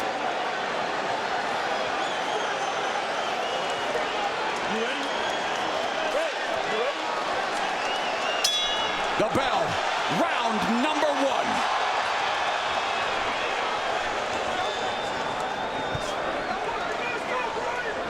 Garcia immediately looking to establish the jab and leads with the left hook. Caught by the guard of Davis, and again Davis on that back foot. Just wanting to see what Garcia brings to the table early. Two of the last three fighters that Garcia has faced have been lefties, Javier Fortuna and Luke Campbell. He knocked them both out with one punch. Of course, this is a different kettle of fish, but he likes that he's had experience against lefties recently. And of course, Garcia overcame a hard knockdown against Campbell before getting up, showing his grit, his resilience, and sending the Olympic gold medalist into retirement with a body shot.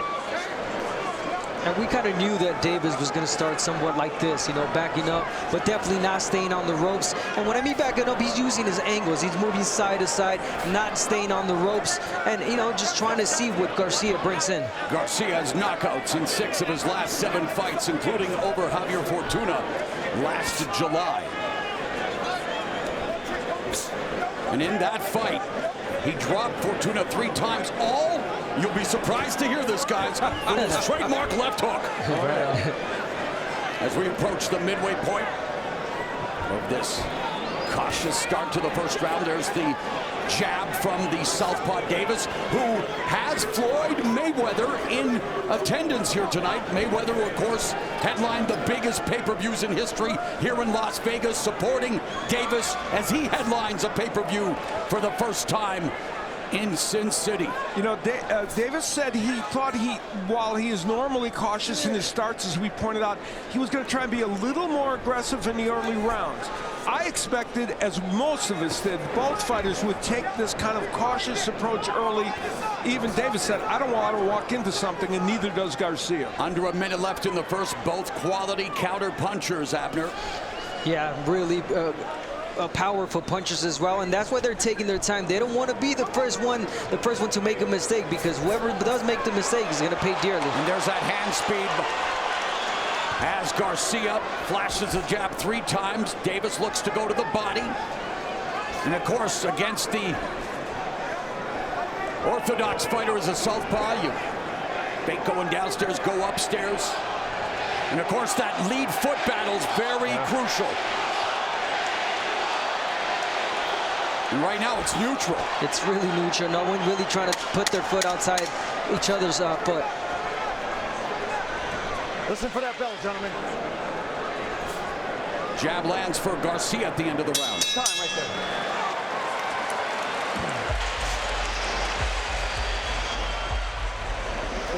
Yeah, it's a fucking... Damn it. You made this fucking move. All right, look, let me just tell you something. That was a great round. That was a perfect, hold on. That was a perfect round. And you won it by virtue of just jabbing, stepping in and out. Now he's going to start making some hard moves at you. He's just looking for counters, right? Keep on your toes, just be relaxed. Yeah, that's right. At the floor. All right, you good? It's your party, baby.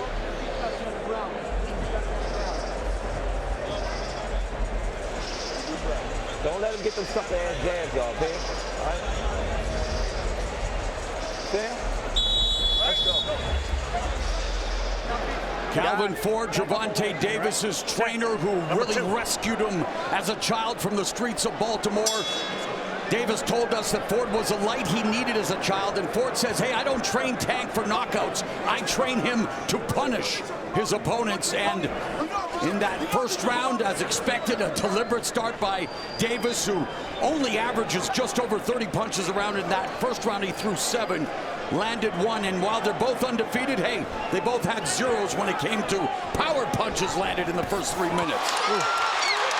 And it turns out Garcia's the first one to try to land power punches, and he's doing it there.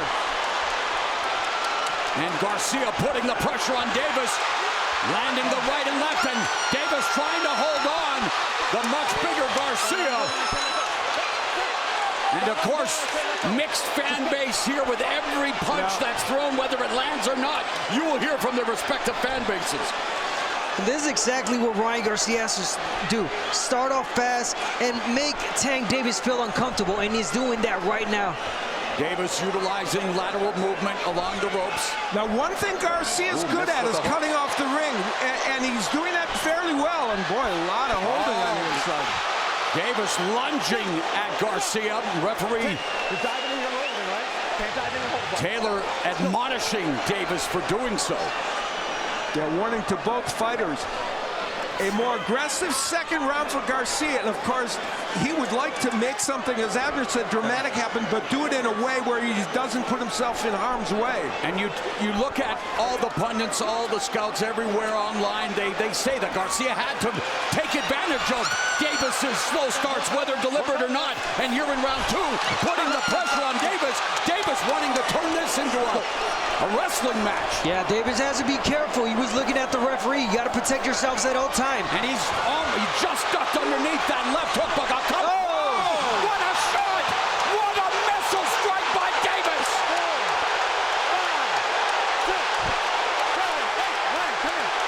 And just like that, Gervonta Davis drops Ryan Garcia for the second time in his career here in the second.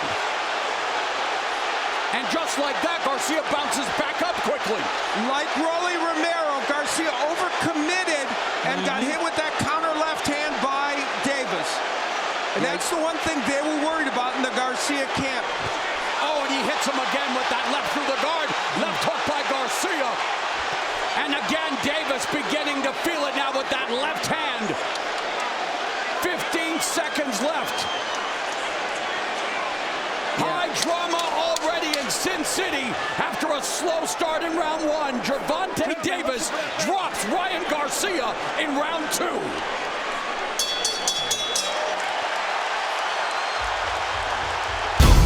How much you want back? 100? Out the womb, I was ready for action, ready to smash it. No sleep till daylight, homie, and I'm going full speed, no brake lights on me. Gotta get it, I'll admit it, I'm a menace. You can come and put your bets on me. Well, a missed left hook by Garcia. And Davis with the right hand. Oh, right uppercut from Garcia. Let's see if Garcia, what he does with his right hand and why that left hand is there. Through a left hook. Davis countered him with the left. He is great with that counter left hand. We talked about it before the fight. And here we'll see why Garcia was open to it. He got off balance, got hit. Straight, he's had his head up high like he normally does. And guess what? He got comfortable. He was feeling himself because he was landing some few shots. But Gervonta Davis came in with that beautiful overhand left. And one important point is Garcia was able to get up from it pretty quickly. Like he did against Campbell. Yes, and was able to sustain in that round. We'll see if that continues. Round three, Garcia immediately takes the center of the ring, trying to bounce back. After a nightmare scenario second stanza for Garcia, but back on the prowl. Davis along the ropes, going side to side, not allowing Garcia to set up. You know, it's fascinating. According to show stats, only 4 punches landed by Davis, but the one he landed was low output, high accuracy. Yeah, right, exactly. But the one he landed was pretty important.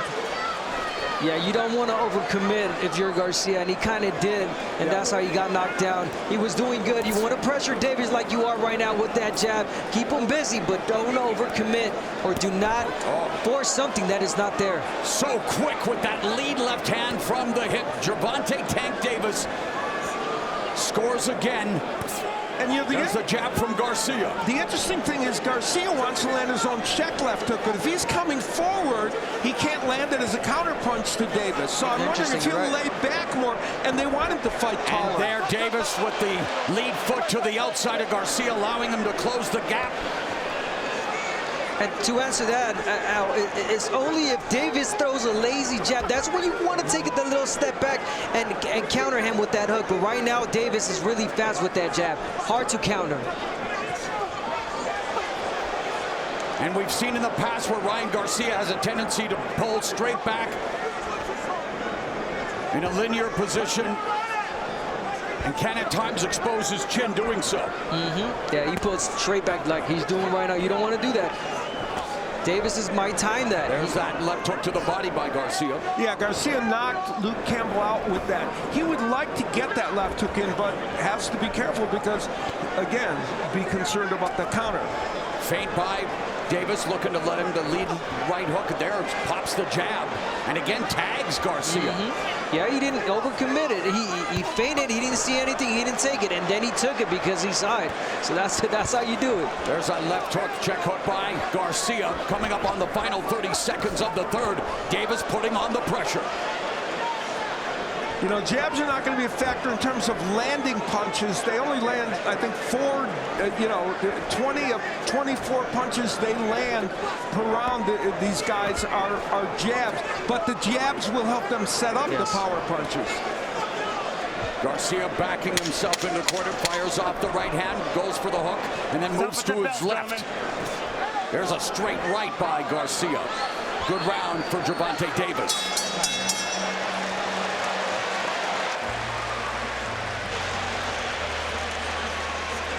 There's someone who appreciates the knockdown. That is Mike Tyson.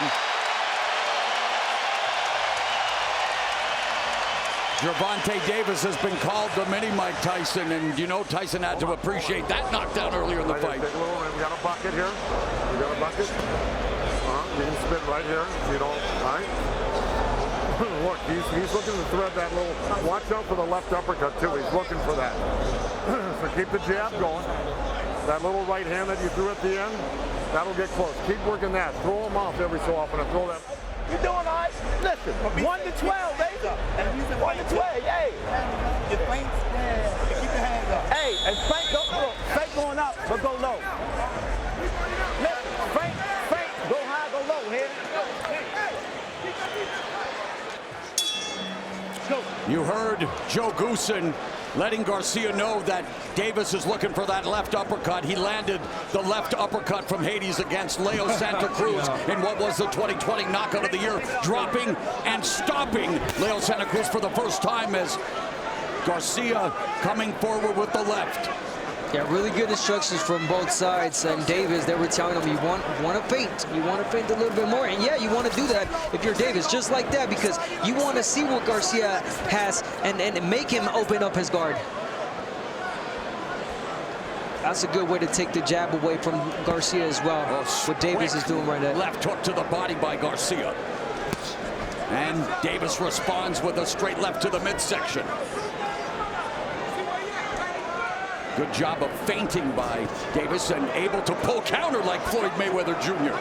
Neither of these men are volume punchers. This has been low volume even overall for both men. But again, it's the constant threat of the knockout that has this tension where you need a chainsaw to cut. You're absolutely right.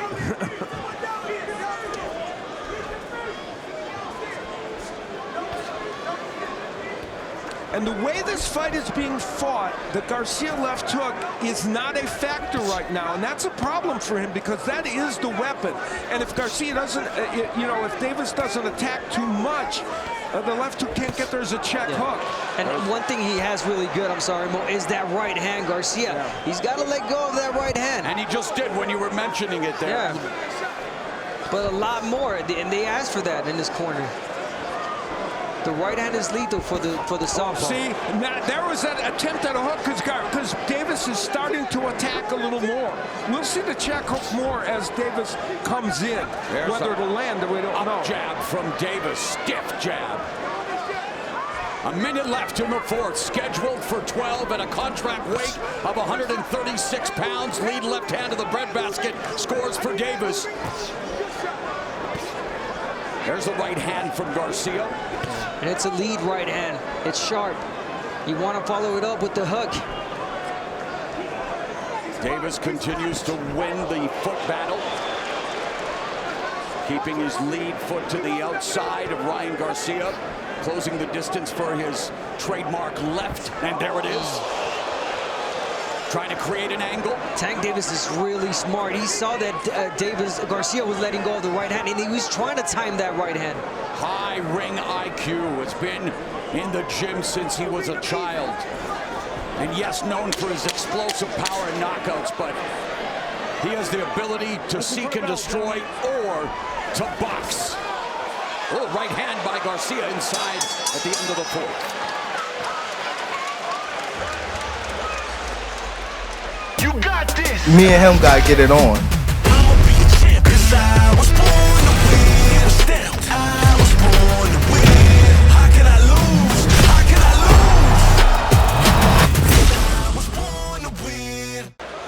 Davis getting the left hand in again as Garcia came in. That was a lead left. And you see Garcia kind of looking to hang on early. He wanted to make sure I got that good punch in. I don't want to get hit on the inside.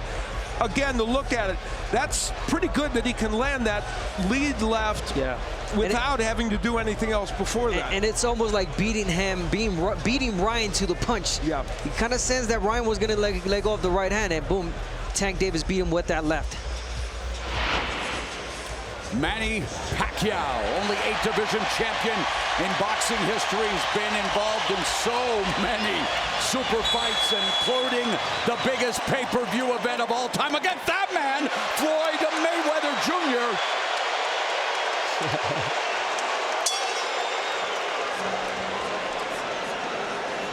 Who isn't at the fight tonight? Yeah, right. Round number 5.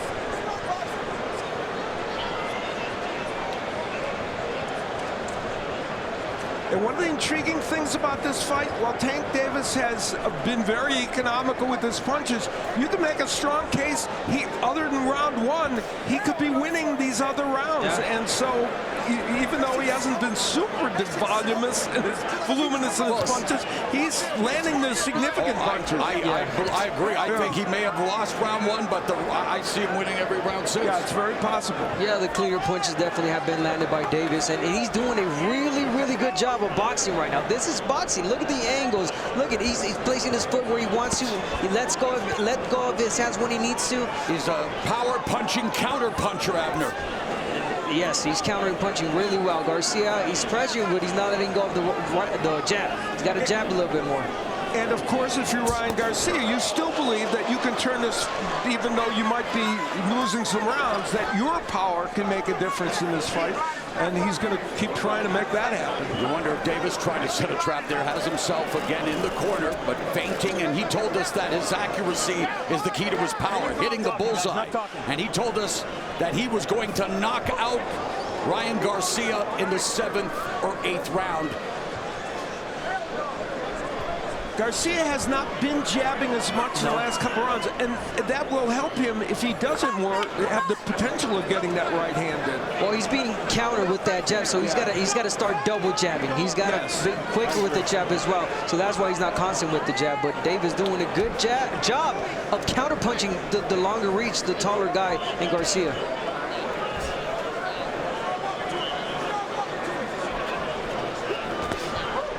There's that left hook that landed, and that one just missed, but Garcia shows up as Davis lands the left, goes to the body, under a minute left in the 5th. That hook was really close to hitting Davis. Sharp jab by Garcia. We've seen Garcia under Goosen doing a better job of keeping his right hand high against Luke Campbell. That wasn't the case. Yeah, it wasn't the case, and he was getting hit every time he was pulling back. He was working with Eddie Reynoso at the time, and now working with Joe Goosen. Yeah, Joe Goosen has done a really good job with Ryan Garcia. And Calvin Ford has done an exceptional job with Gervonta Tank Davis, as we have completed 5 of scheduled 12 rounds in this mega main event.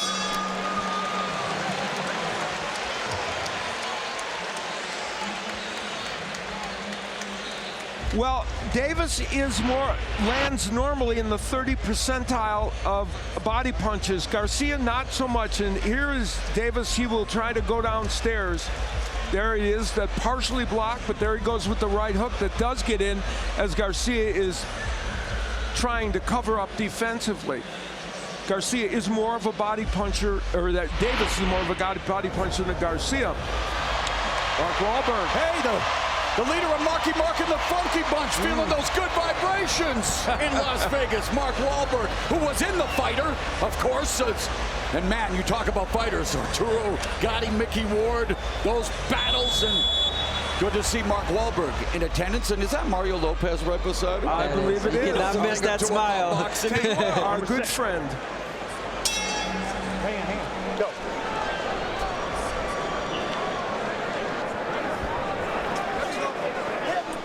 Round number 6.